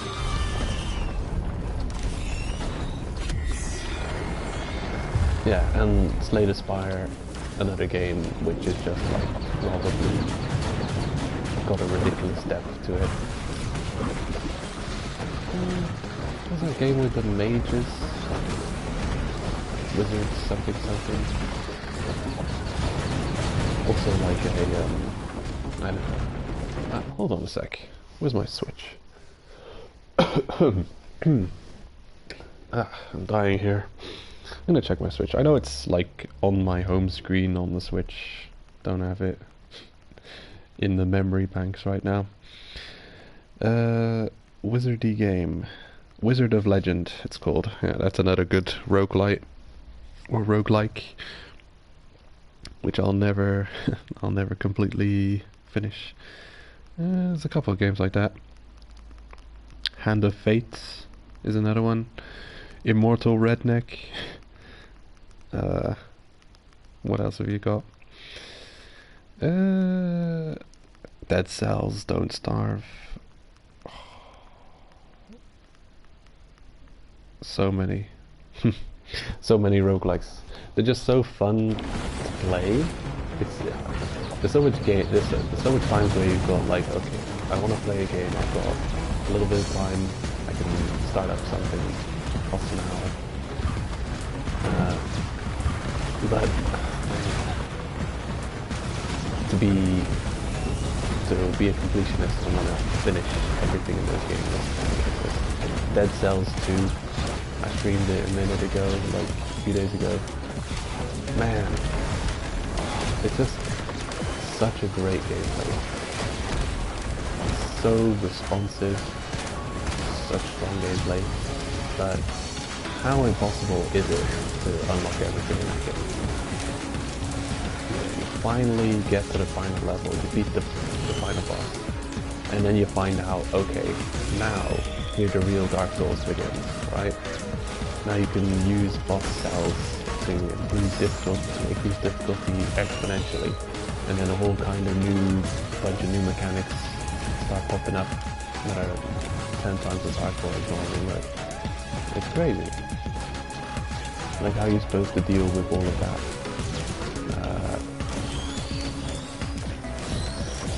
I don't know. Some of the late or end game or post game challenges in some of these games that I'd consider the base game kind of manageable with my skill level. Sweet, Topo better. Great, I love it. I consider the base game kind of manageable. It takes me a while to get decent at the game, and then it's always got like this ridiculously hardcore mode which is impossible for me to do then at my skill, which is a shame. Yeah, I've been playing, aside from the roguelikes, I've also been playing the Atelier Dusk saga. Wanted to go for the platinum on that, and just recently, just yesterday, I found out that I'm not actually just playing Atelier Dusk. I'm playing Atelier Plus or something, and they added content to it. And the trophy, the platinum difficulty is set to 3 out of 10 on PSN profiles or PSN trophies or whatever. For Atelier, Ayesha, and the Atelier Ayesha Plus, unofficial, because the PSN profiles doesn't even have a trophy guide for the game that I have. Ayesha Plus unofficially has a difficulty of 9 out of 10 from people on Reddit ranking it. Because for the version of the game I'm playing, it's like it's a PS3 classic, but it's on the I was gonna say Switch. It's on the PS Vita as well. For the version I'm playing, they added a couple of trophies and they added a couple of things to the end game or the post game, which are ridiculous.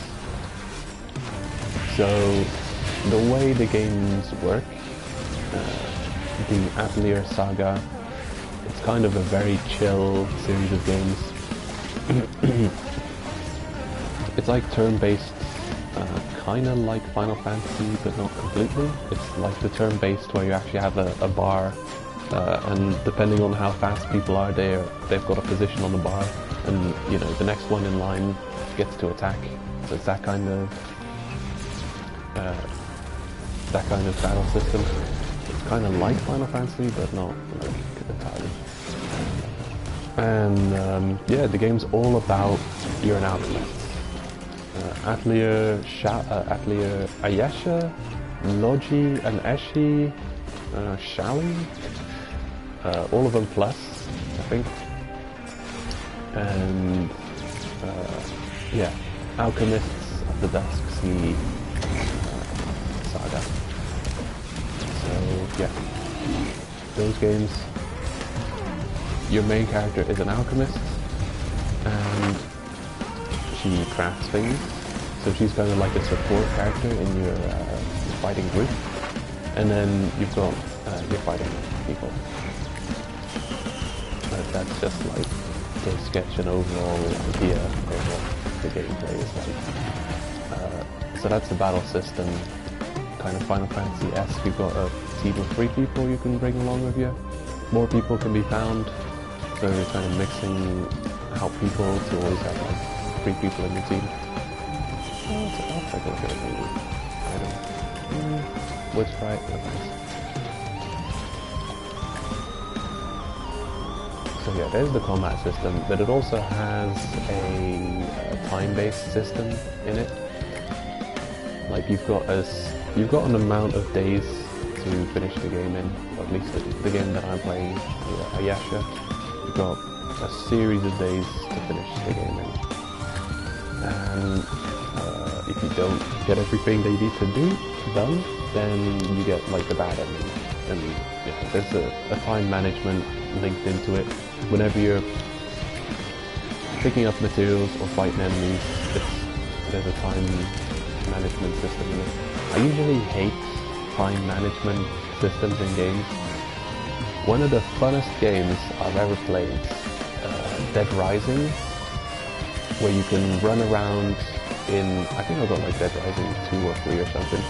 You're running around in a mall and you can find, okay, there's a zombie apocalypse.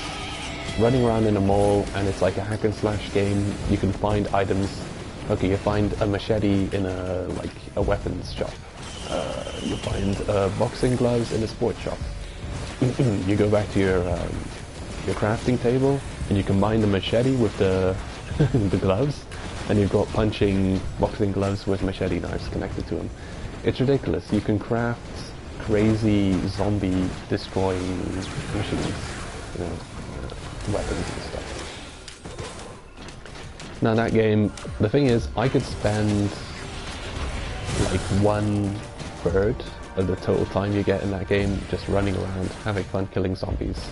But they expect you to find survivors and kill bosses and do certain things within the time limit. And what that game's concerned, I think the time limit actually kills the fun in that game. Because it's always an excuse to force you to do something you don't feel like doing right now, right? Like, slice it any way you want. You can say, okay, I can deal with the time system, you say. But I say, you're really dealing with it because you have to, not because you want to. Let's say you want to just stand around, you've crafted a new weapon, or you're trying to come up with new combinations, you crafted something amazing. You should be able to just craft something new and spend a half hour until you're sick and tired of using that weapon, or you're sick and tired of slashing zombies to pieces. You should be allowed to spend that time slashing apart zombies, if you like, you know? And then it's up to you to decide when you feel like going back to the main story. It's just like playing Grand Theft Auto and then all of a sudden, like, there's a time limit. It's like, okay, you've had enough fun exploring the world and stealing cars, now to get back to the story, you have to finish the story. I really don't like time elements in games.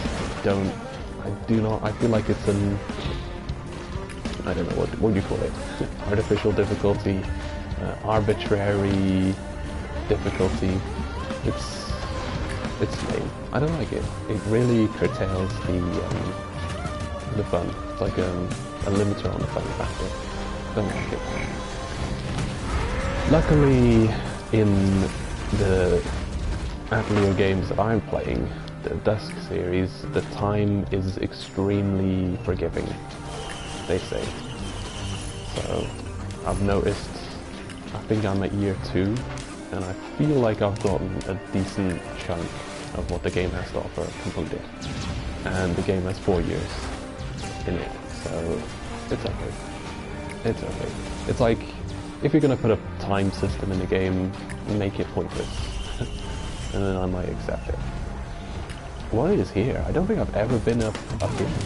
What is all this? Hello. This is weird. Dead end? Really? Ah. That's pulling me up here. Oh shit, I'm on fire. Though I still need the achievement, die 3 times while on fire, so...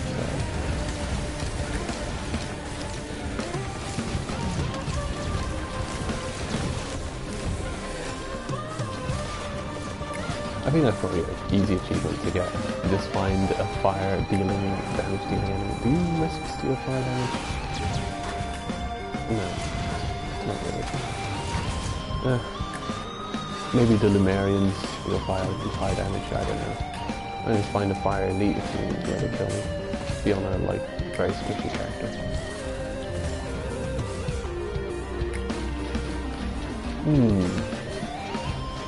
Well, in any case, what was I?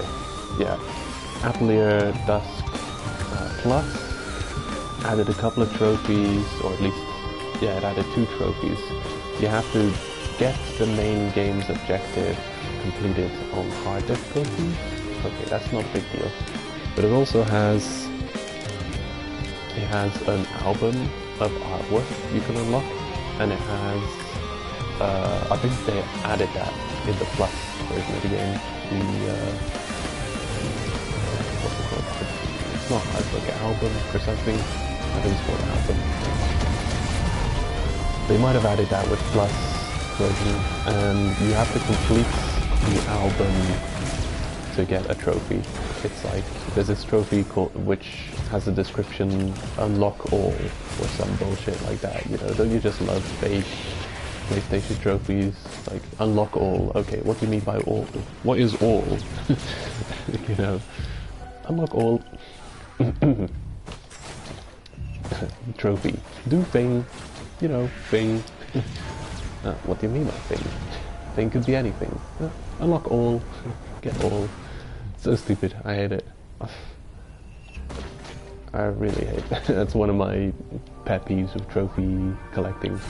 Like, really, those stupidly fake trophies where they can't get the description. Like, oh man.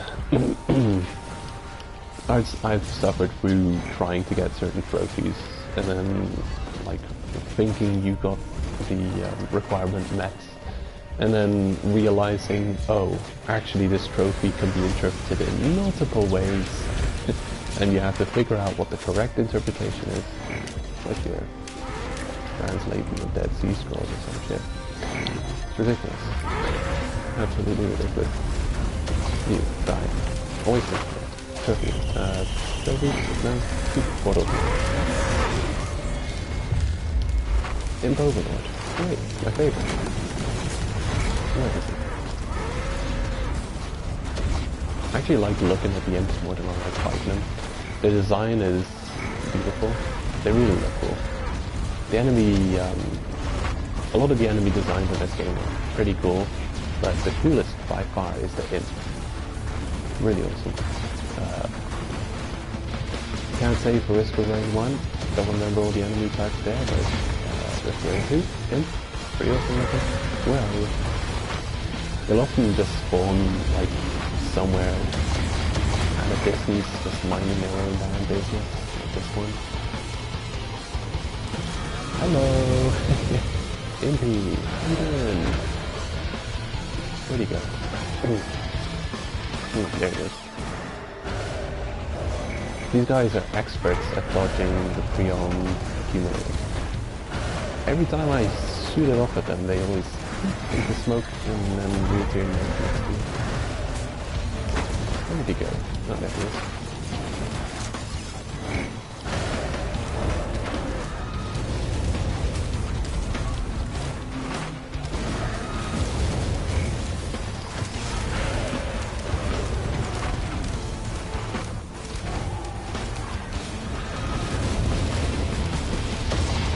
What?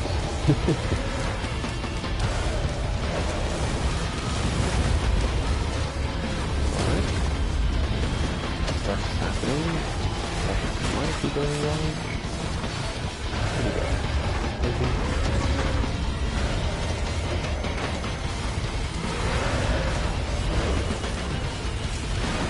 Recently I lost a run to charging at an instant. It was about to hit me with the bleed bullets. I think I must have got that off the bleed.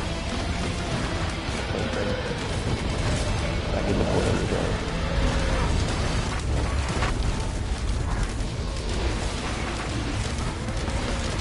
HEC. Oh, we didn't have that.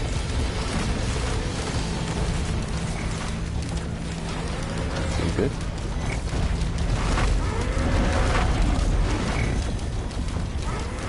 I haven't been using my skill. Scorpion skill. All you guys can know is Eddie. This one was elite. I'll try it on elite. Oh, miss.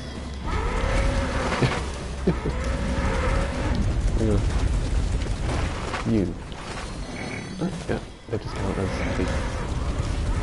They probably do weigh a ton. Damn bisons, after all.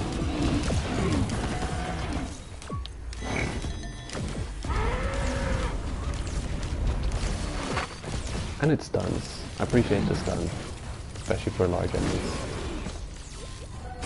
Oh, okay. Wow, okay, 30 minutes stage 3. Definitely taking our time with this run.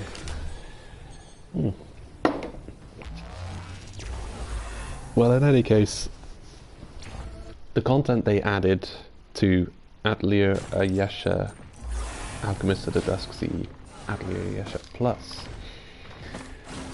is no joke. It brings the platinum difficulty from 3 out of 10 to 9 out of 10, and I believe it. I looked, they've added, to get the final chapters unlocked in that album collection book of yours, you have to defeat 4 bosses that they added with that edition, and they're ridiculously hardcore bosses. It's like, take the Final Fantasy series most bullshit bosses and, like, I wouldn't say dial them up, but it's probably equivalent, or it might actually be a bit more ridiculous than the Final Fantasy series most ridiculous bosses. So you've got 4 like super elite bosses. I'll show you, considering we're in this level, I'll show you the secret boss. Hello. Sensor of the Drowned. Perfect. The combo that I did not want to get. Okay. Hello. Right. Yeah, what's he called? Damn. Hold on a sec. I gotta check my viewed history thingamajig. I'll check it quickly. Just check the name of the boss. Oh yeah, I don't need to be on there for. How about? Yeah, my phone knows how to solve this problem quicker. Yeah, phone will do it.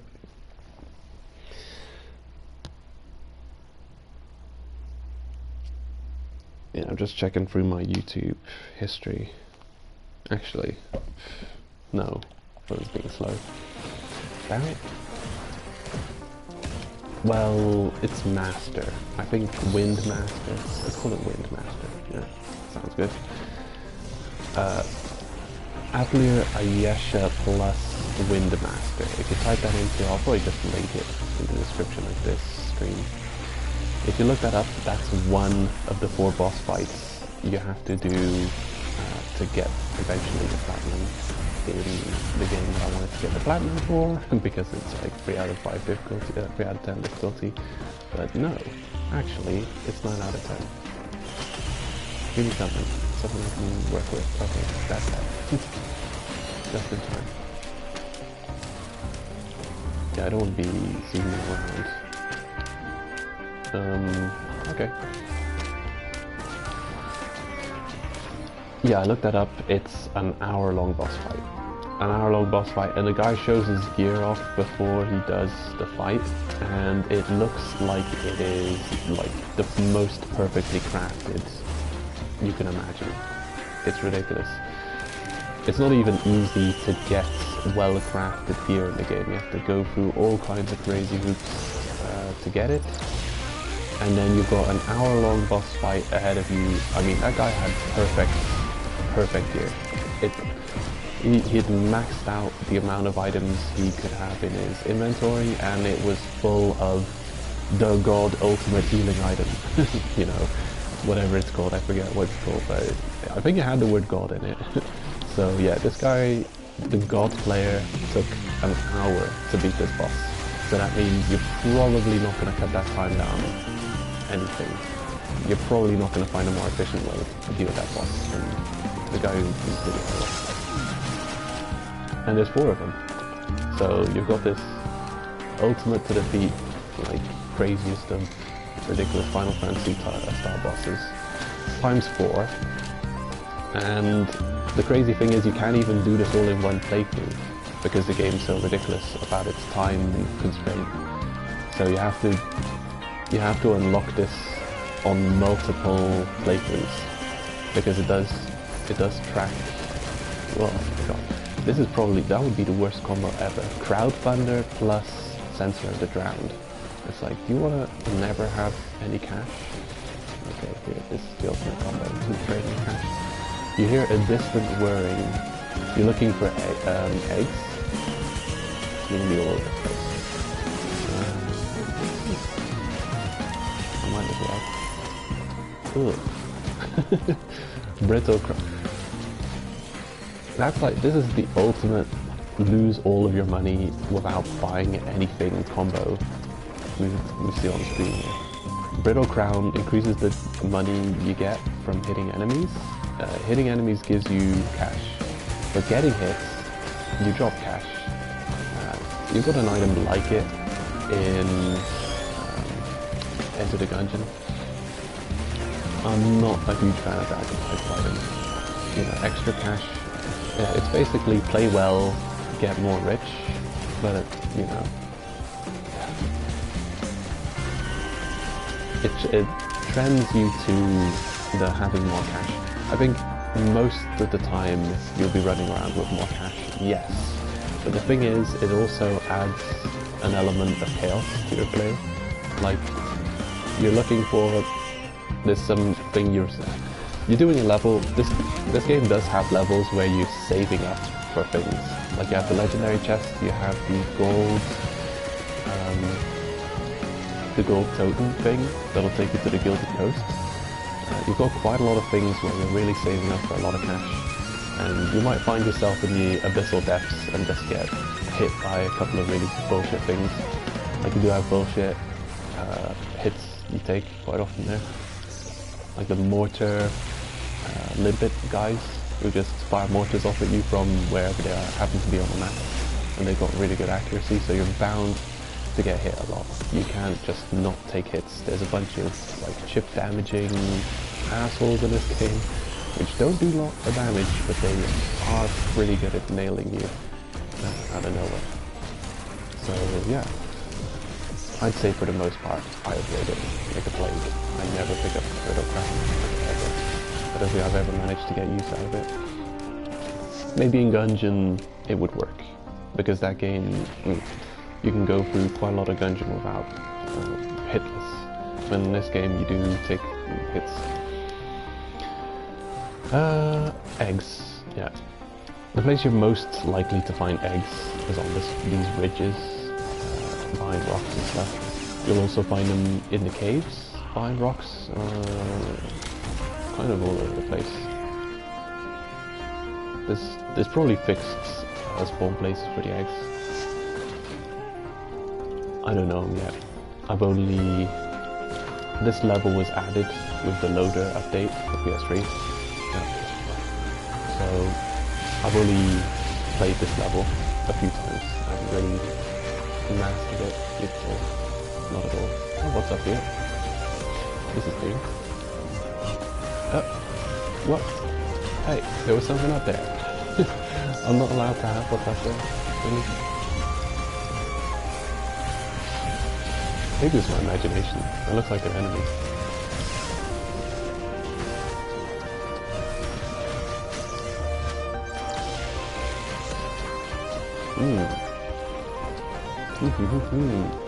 Well, I only know of one loot altar in this map, on this map, and it's here.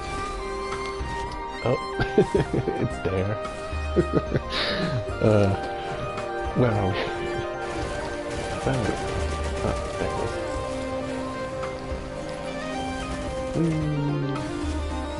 Okay, please. Yeah. No? Okay. Here. This is the one I know. Don't know where the others are. But also, looks like we've got eggs. The whirring grows loud. Hey, we've got it. Ally worship you.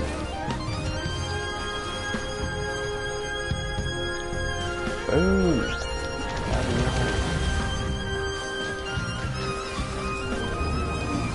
And this is like a stupidly tanky boss normally. But we're the loader, so we do... whoa, the lasers. Chill, the lasers. Please.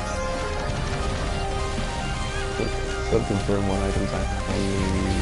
Oh, I don't even have sprint shield. Okay, what do I got? Staying out of combat heals me damage. This is good. Damn. Yeah, he's not to be underestimated. If you're wasting masses of time like I am, then you'll probably pick up.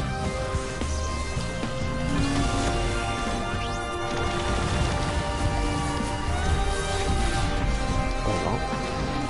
But yeah, he's got a lot of health. Very tanky boss. I think you really only want to fight him to unlock loader. Killing the boss.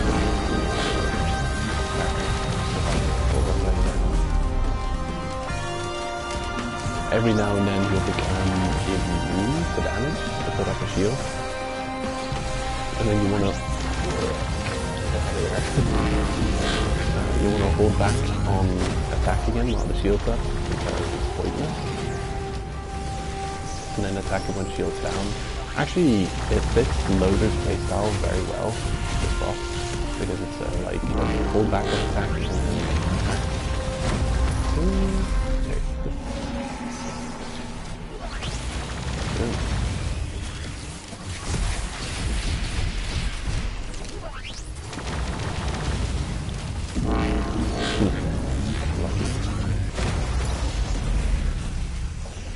You don't want to get hit by... I think that's his one of his more damaging attacks. You put some like stasis fields on the ground, and after a while it explodes, and it throws you up into the air, which will also cause you to obtain full damage, which is another reason... I don't know. I love how this boss that you need to defeat to get the loader is themed so perfectly to be fought by the loader, right? He's got this shield that makes him immune, and then he's not immune. So the cooldown of your attack, you can just wait for your charge attack to go off cooldown while he's immune, and then you can hit him again. The fact that he knocks you into the air. What's this? Nekuhana's opinion. Are haunting skulls when healed. Oh, I didn't notice that last time. I see, so when you defeat him, you gain a red level item that spawns around here somewhere. Yeah, last time I fought him, there was a boss portal around here, and I guess I didn't realize that killing him, you actually get an item, which could be counted as a legendary. Ooh, that might be worth getting, because it means you can complete this level running through, picking up all the items, and killing the eggs. And you can probably get through this faster than getting through the abyssal depths and going pillaging them. Aha. Good news. Very good news. I appreciate this level. I think it's good.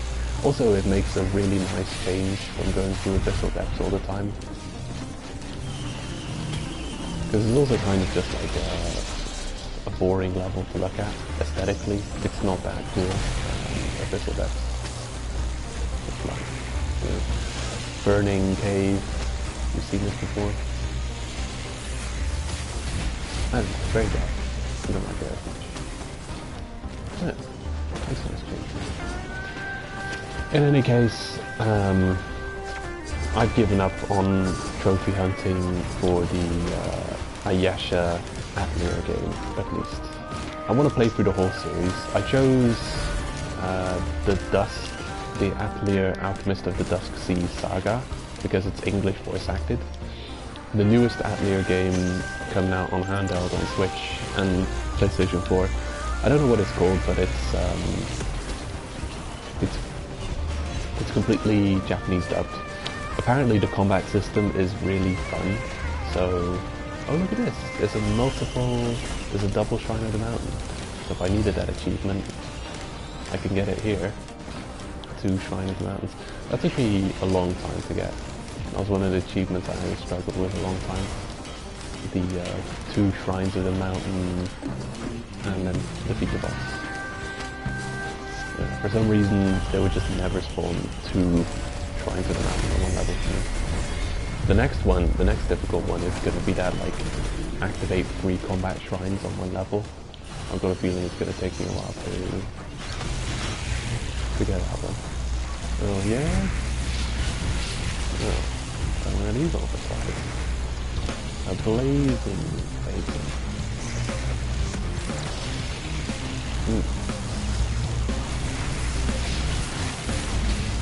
Yeah, it feels bad having to give up on a platinum trophy for the game, but I do want to play through all 3 of the Dust saga. And the story's enjoyable enough. Keith Griff is starting to be less of an asshole to me. He's a cool character, but god damn, scumbag. I don't care how smart you are, Keith. Stop, like, treating everyone, literally everyone else in the world like shit. Just walking all over everyone. Jesus, you can't behave that way.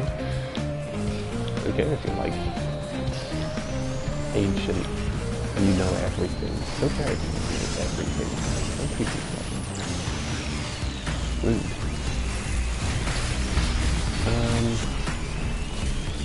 Yeah, I'm looking forward to playing through the rest of the series, and I hope that there's some. They all have the like added, the added title of being plus, the plus games. I think they brought out that they, I don't know what they did to make them releasable on the PS Vita. Maybe, what do they call it? Porting games. Maybe they used to be on the main PlayStation systems, PlayStation 2, PlayStation 3, and then they moved them over to this Vita. Did my drones all just get killed by one thing? No, they didn't. I was looking at my screen for a second, and my drones all just disappeared in one flash. So I'm guessing this thing with its Cody skill.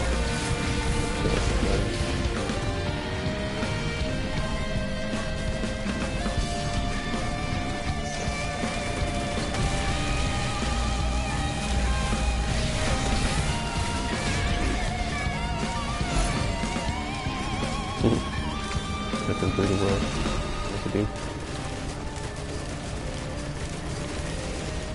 Die, you flashy looking bird. Yeah. All's well. Seems good. Editor instinct. Tax-free times. Wow. Lucky us. We just happened to pick up 3 of them. Great. Maxed out my stuff. I think those might be good items to pick up. They increase your crit chance, right? When we loop again, we get to the next level, I'll check.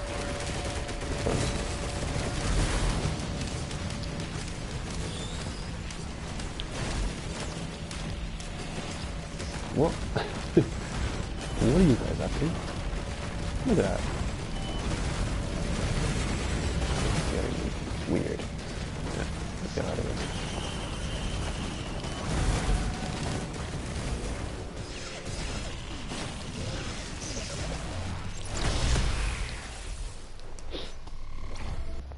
Okay.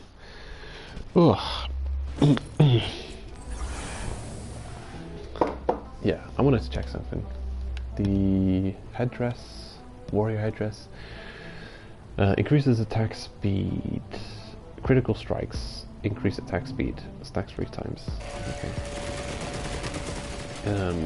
I think Wooly said it also gives you a 5% crit chance buff or something.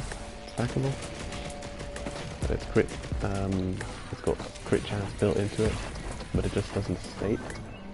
You've got a pretty cool looking character right now.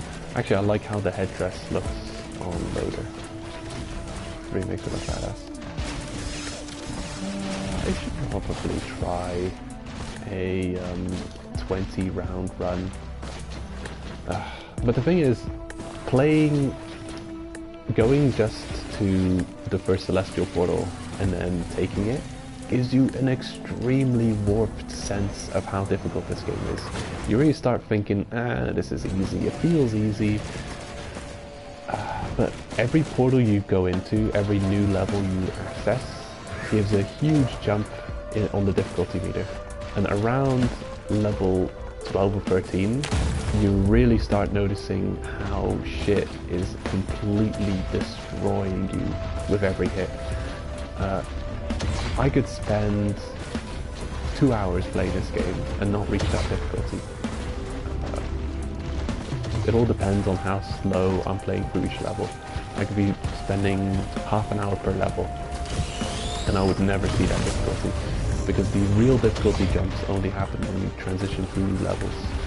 So it's such a warped sense of difficulty the game has. It's insane, really. You really only see the crazy difficulty increasing on deeper level jumps you're going. And then it's like everything can one-shot you if you don't have one specific item which will stop you from getting one shot.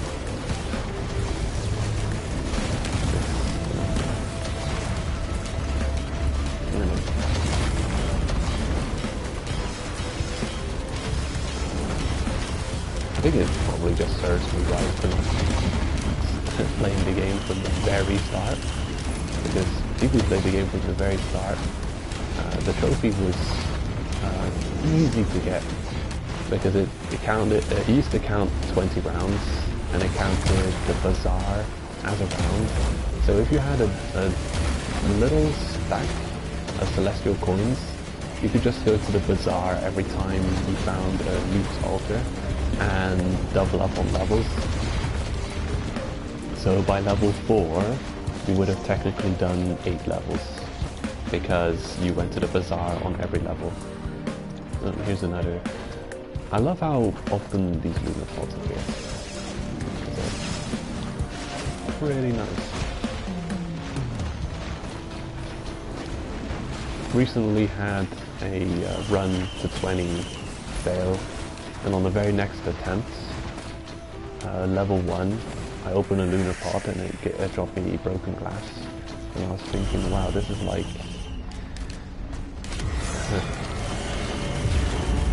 a serious pick-me-up, kinda. It's like, oh, I see you just recently failed around here. We'll start off your next run really quickly.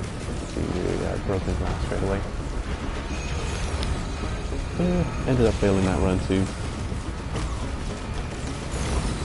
I'll definitely upload the video where I just got one shot. It's so unfair too.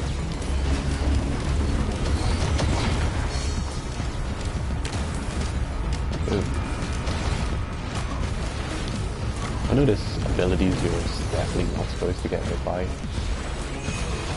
Some of them are more damaging than others. The blasts the golems do, the sustained laser blasts the big golems do are not that devastating. But the small golems blasts are one of those devastating attacks you don't want to get hit by. Maybe the floating bells, mines, the spike bombs they throw, also classified possibly in an attack type you do not want to get hit by because it does too much damage.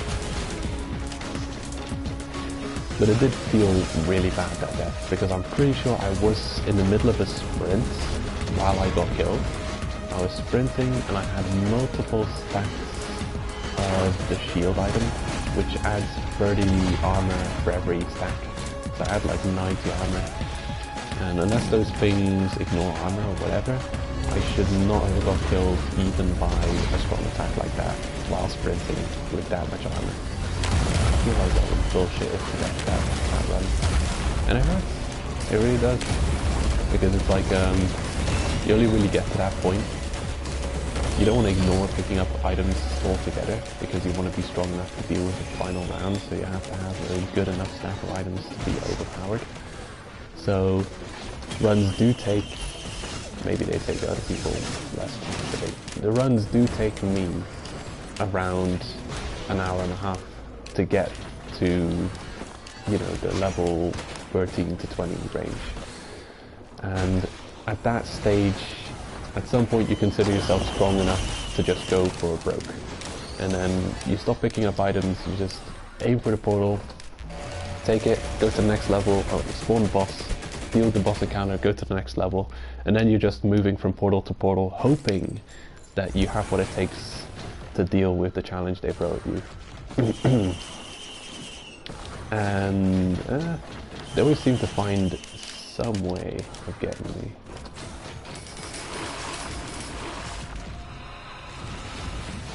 Okay, portal over there, it seems. Or not? No, just my imagination. Okay, where the hell are you?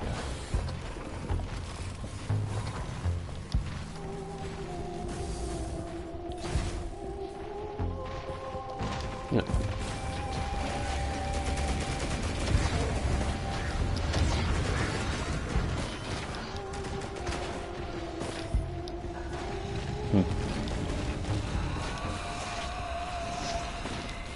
Yeah, I'll link the video in the description. It looks ridiculous. An hour-long boss fight with someone with pretty much ridiculous skill. Where did those missile drones come from? Did they respawn? I'm pretty sure they died in the previous level, and they're gone again. Is there some glitch happening? Oh nice, that was decent damage.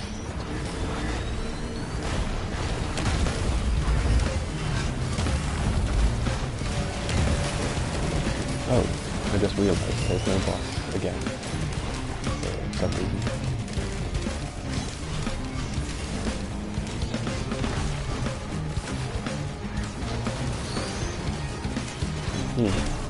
Yeah, I have mixed feelings about the game. I said it before, I really don't like how you're punished for trying to go, like, you're punished for not sacrificing your weapon, essentially. You need those, you need the lunar coins to get, like, really game-breaking items. But the only way to get the lunar coins is to sacrifice your run. And what if you don't want to sacrifice your run? What if you want to go far? What if you want to try to get 20 rounds done for the achievement 20 rounds? You fail at round 17 and you will maybe have picked up 1 or 2 lunar coins, but you may have spent 3 or 4 lunar coins to get that far. Probably more, 5 lunar coins usually. So you're spending 5 lunar coins, you find 2 lunar coins. You've got a decent chance of finding 2, maybe 3 if you're lucky. So we found 2 lunar coins, spent 5 at least. It's probably 6 you spent, isn't it? 2 coins to get to the bazaar twice, and then 2 coins for every upgrade. And probably you're looking for broken glass. You won't always find it, so maybe more than 6 lunar coins. So you're spending over 6 lunar coins per attempt to reach round 20. And you're getting nothing back because you need to sacrifice yourself at round 8 or 7. No, 8. You need to sacrifice yourself at round 8 to obtain lunar coin. So it's such a... No. You're not being rewarded for your effort and time, is the thing. You have to go out of your way to dedicatedly farm the lunar coins. And yeah, it takes time. It does take a decent chunk of time. You're probably guaranteed to find 1 drop. So you'll take 6 lunar coins per farming run. And if you're efficient and quick at it, with a good character, it'll probably, like with the achievement, take you about 25 minutes. So it's half an hour per run, half an hour for 6 coins.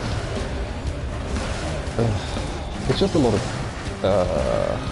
it's a lot of you being forced into a gameplay style that not necessarily you want to be in, you know? Because I also want to play on hard difficulties and learn how to play harder difficulties. But to farm the lunar coins, I've tried it on the medium normal difficulty, and I died a couple of times trying to get to the celestial portal, so I don't know. Maybe I just haven't had enough practice on it. Playing with the relays. We just had a lag spike, so I had a feeling it was a lunar coin lying around here somewhere. They haven't completely removed the lunar coin lag spike problem. Get off me! Stop it! Stop it! Stop! Get off me! Get out of here! Again, we almost died with ice and freezing.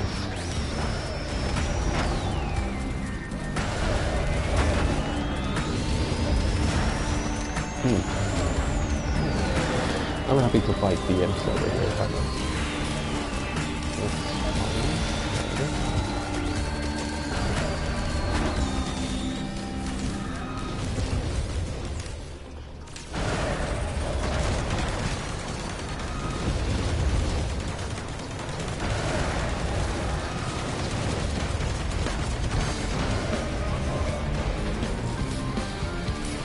Where's that machine gun?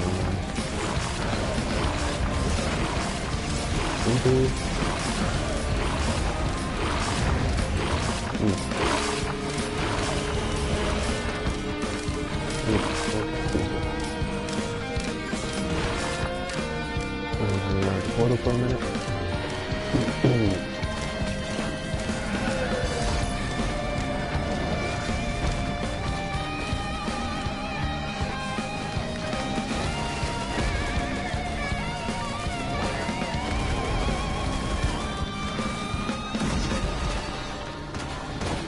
Alright, is that it? What is this? Celestial? Really? Oh yeah, this is like Radical Delta alternative. Cool. Yeah, don't kill me though. Come on. Bullshit, okay. Did I activate the portal? I did, didn't I? Come on, teleport me away. Jesus, what the hell? Okay, hit the portal, survive for 2 minutes. No. Damn. Actually, I do feel like another run. I'm gonna do one more run, and this time I'm gonna go as fast as I can possibly go. I'll try and go super fast. Yeah, I think it's just that. I think my issue I have with the game is that there's a trophy linked to something that I find personally too difficult to do. Because I think most of the time people who are playing this game a lot, or who get good at this game, they'll only be in the deeper rounds whenever they've got a completely broken run going, and they'll be going to, I don't know, round 20, round 30, I don't know how far you can go. Willie's the main, content creator for this, and, you know, it seems like he can get absolutely ridiculous runs going, but he's like Neo. You can see through the programming in this game. He's figured it all out. He knows exactly proc coefficients and item synergies and all that stuff. I haven't really figured all that out yet. We could play a different character. I'm having fun with Loader. But, yeah, we could play a different character. I'll go with Artificer. Let's call him Biter. What have we got here? Crunked. Fully defeat the teleporter boss in 1 second. In a 1 second burst of damage. Oh, hello. How possible is that? It might be possible. It might be possible. Damn. Okay. That would be easier to get with the engineer, I think. This guy is good. He's got a good DPS, but 1 second is short. Although, oh yeah, another thing. I was on a tangent. I was talking about head stompers. They've recently changed Artificer, or Arbiter, whatever he's called, to when he's hovering, you don't need to hold the jump button anymore. You just press the jump button once in air and he starts floating. That kind of solves the head stomper problem. L1, I'll take it. Yoink. Yeah, that changes your L1 ability to this orb, which is cool. It's good movement. It's probably a great item to pick up on Rex because his movement ability is absolute shit. Can I trade it off? Can I trade off this lunar item for a one of those? No, it won't let me. That is a really good thing to have though. Yeah. You know what, I'm gonna completely... I wanted to see how fast I could get to the celestial nonsense. Whatever it's called. I'm gonna end my run portal. And I'm gonna go for the try and get the challenge done with Artificer instead.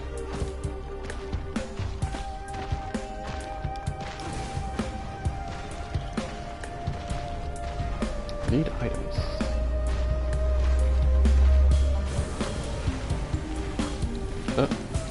Oh what? That seems slightly broken. Okay, get up there.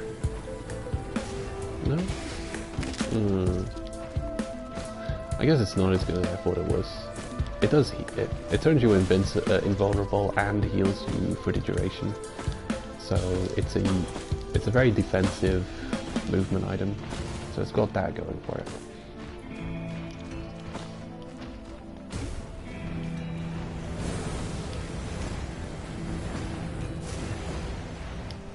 Okay. Curious. Yeah, I'll go for just DPS, no healing.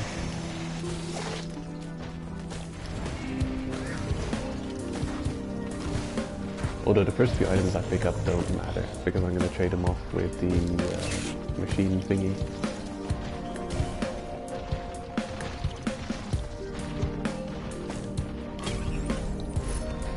And we're rewarded, nice. And that's the perfect kind of item to trade off. Alright, trade these two, maybe just the one. Cool, that'll do.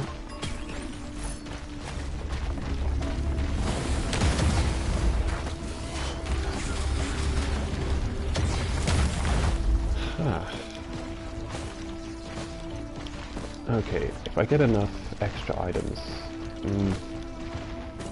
I don't know. I don't know if we can defeat a boss in a burst of 1 second. You know, if we had Prion Accumulator as well, maybe, yeah, if we have it. We shouldn't get hit by everything.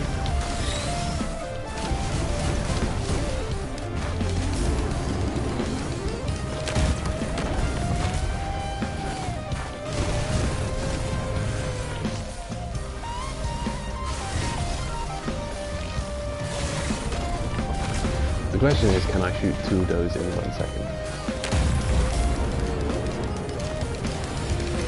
What's the time? Oh shit, that's the time. I'm running out of time. That's not good.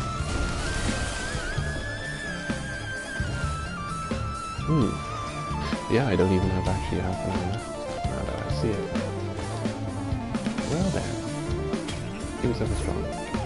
Yeah. That's actually pretty strong. Okay. Yeah. I'll take a stab at this challenge. Yeah, that's not bad.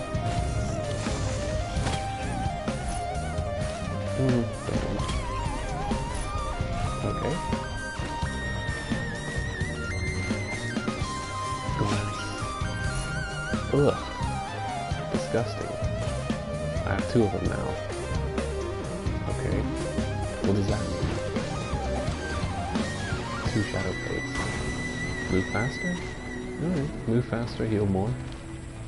Seems good. Oh, it'll last longer too.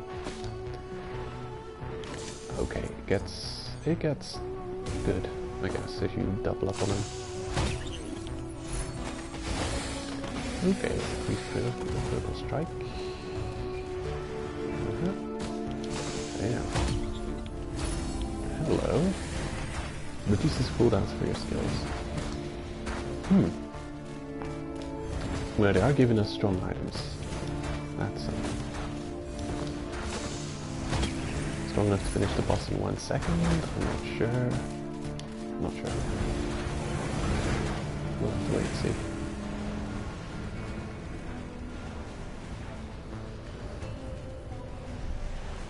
We got a good on-use item, though.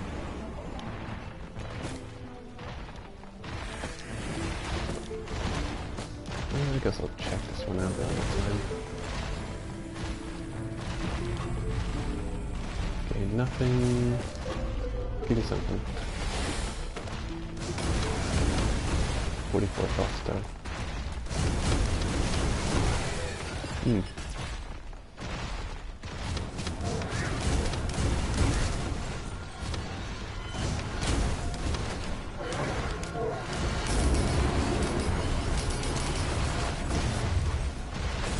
Our DPS seems good.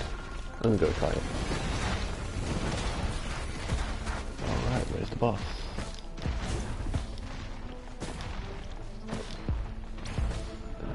Closer.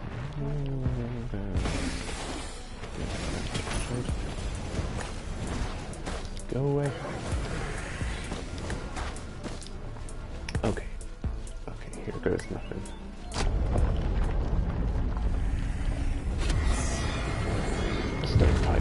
A 1 second burst.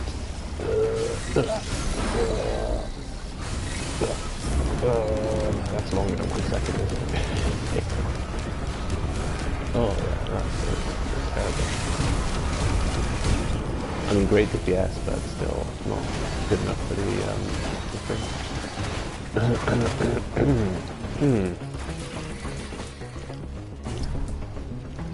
It's probably not something you can get first round. You probably need a crazy amount of synergy. I've managed to like one-shot bosses surprisingly on accident in the later stages just by having ridiculous synergizing moves like multiple stacks of I don't know what's it called?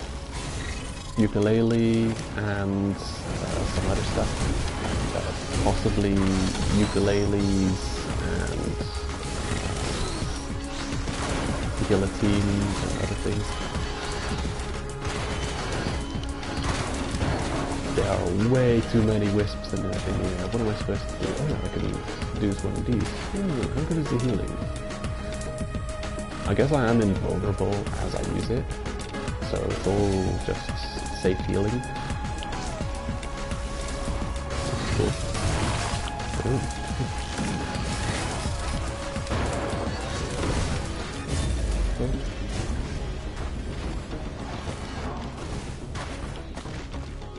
Well, I'll end this level. Another cup of coffee.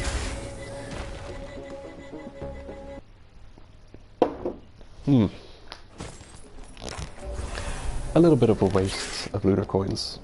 I'll just do a couple runs more later. Yeah, it's actually kind of an enjoyable grind, though. It's fun. It's fun to play around with different survivors, and I'm glad that the loader is that much fun to play. Because, yeah, it's gonna reduce a little bit of the tedium of going out of my way for the lunar coin grind.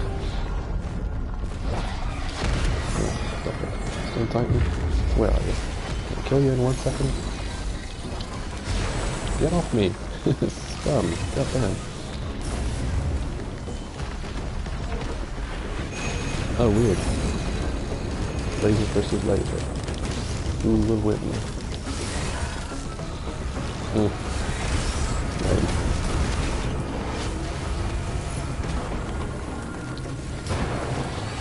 And again, surrounded by wisps on all sides. Get off me, stupid wisps.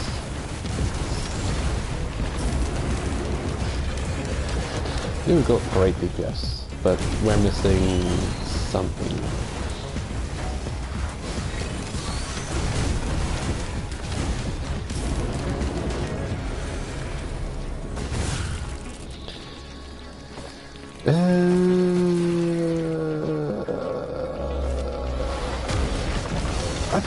I think I know how to get it relatively easy.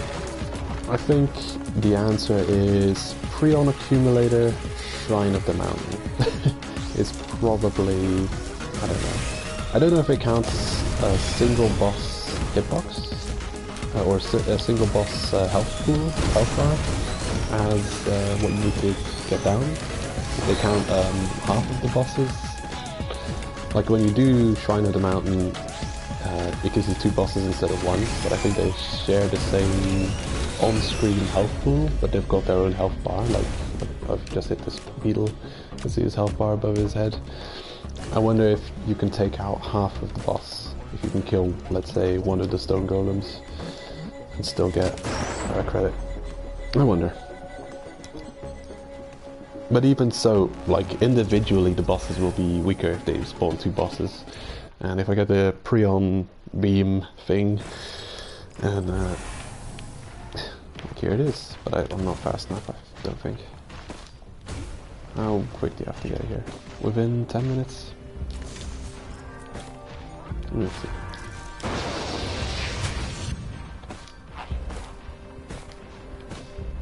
The electrical doodad that we've got is decent DPS, but 2 minutes too slow. Yeah, so with a 10 minutes after, could be manageable. I don't know. Maybe I should just play this survivor more, and it's just a matter of time before I'll just randomly get that. I'll randomly have that happen. Playing a boss in a few seconds.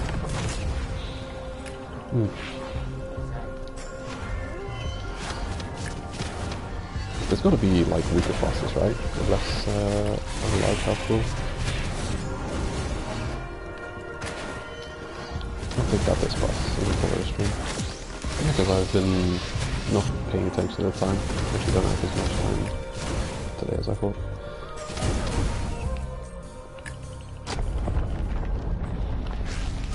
Oops. Where is it? Impy.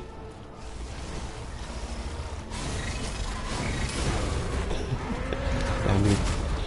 Like is immune for like a second. And I missed on like the electrical shenanigans. So yeah, this is not the boss you're gonna kill in 1 second.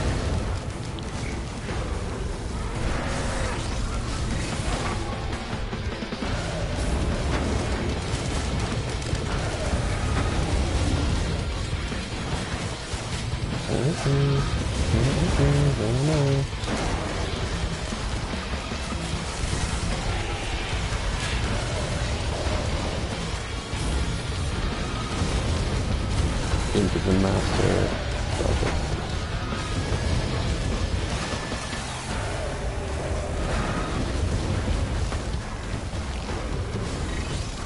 Damn it. Where do you go? There. Stop it. Got him. Actually, that is not too bad of an ability. It's on a, how long is the cooldown? Check it out. It's on a 5-second cooldown, and it lasts for a decent amount of time. And if you stack them, They actually heal for a seemingly large amount of health. And yeah, you're immune the whole time it's working. It's only got 5 seconds cooldown.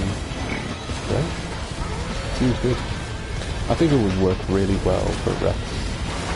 It would be really good sets to cheat code bullshit fucking maneuver.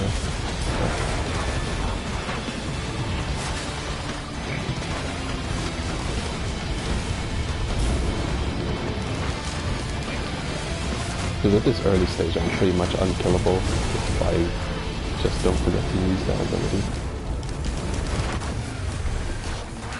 Invulnerability.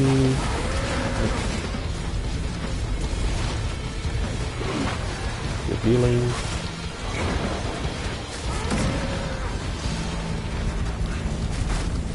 There we go.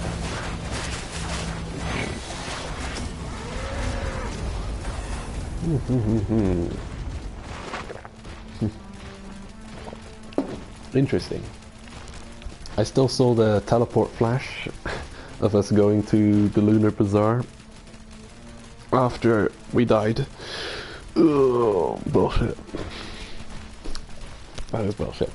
Anyway, the loader, pretty fun survivor. Good stuff. Fun game. Only I wish that one trophy to go to hell. Wish it didn't exist, because it's really making me upset. Well, yeah, I'm still sick. Not gonna carry on with my Death Stranding Let's Play until I feel better. Haven't been playing the game either, so I've not been playing ahead. Mostly where I've gotten on the Let's Play is where I'm at. Still pretty much blind to move forward, and I don't mind staying that way. I can finish it at my own pace. I've got enough other games to play in the meanwhile. I'll just have to, you know, watch the other people's Let's Plays slightly later. Mostly I hope Heel vs Babyface's Twitch streams will still be alive by the time I get a chance to watch them. But in any case, it's been a blast. Take care and see you next time.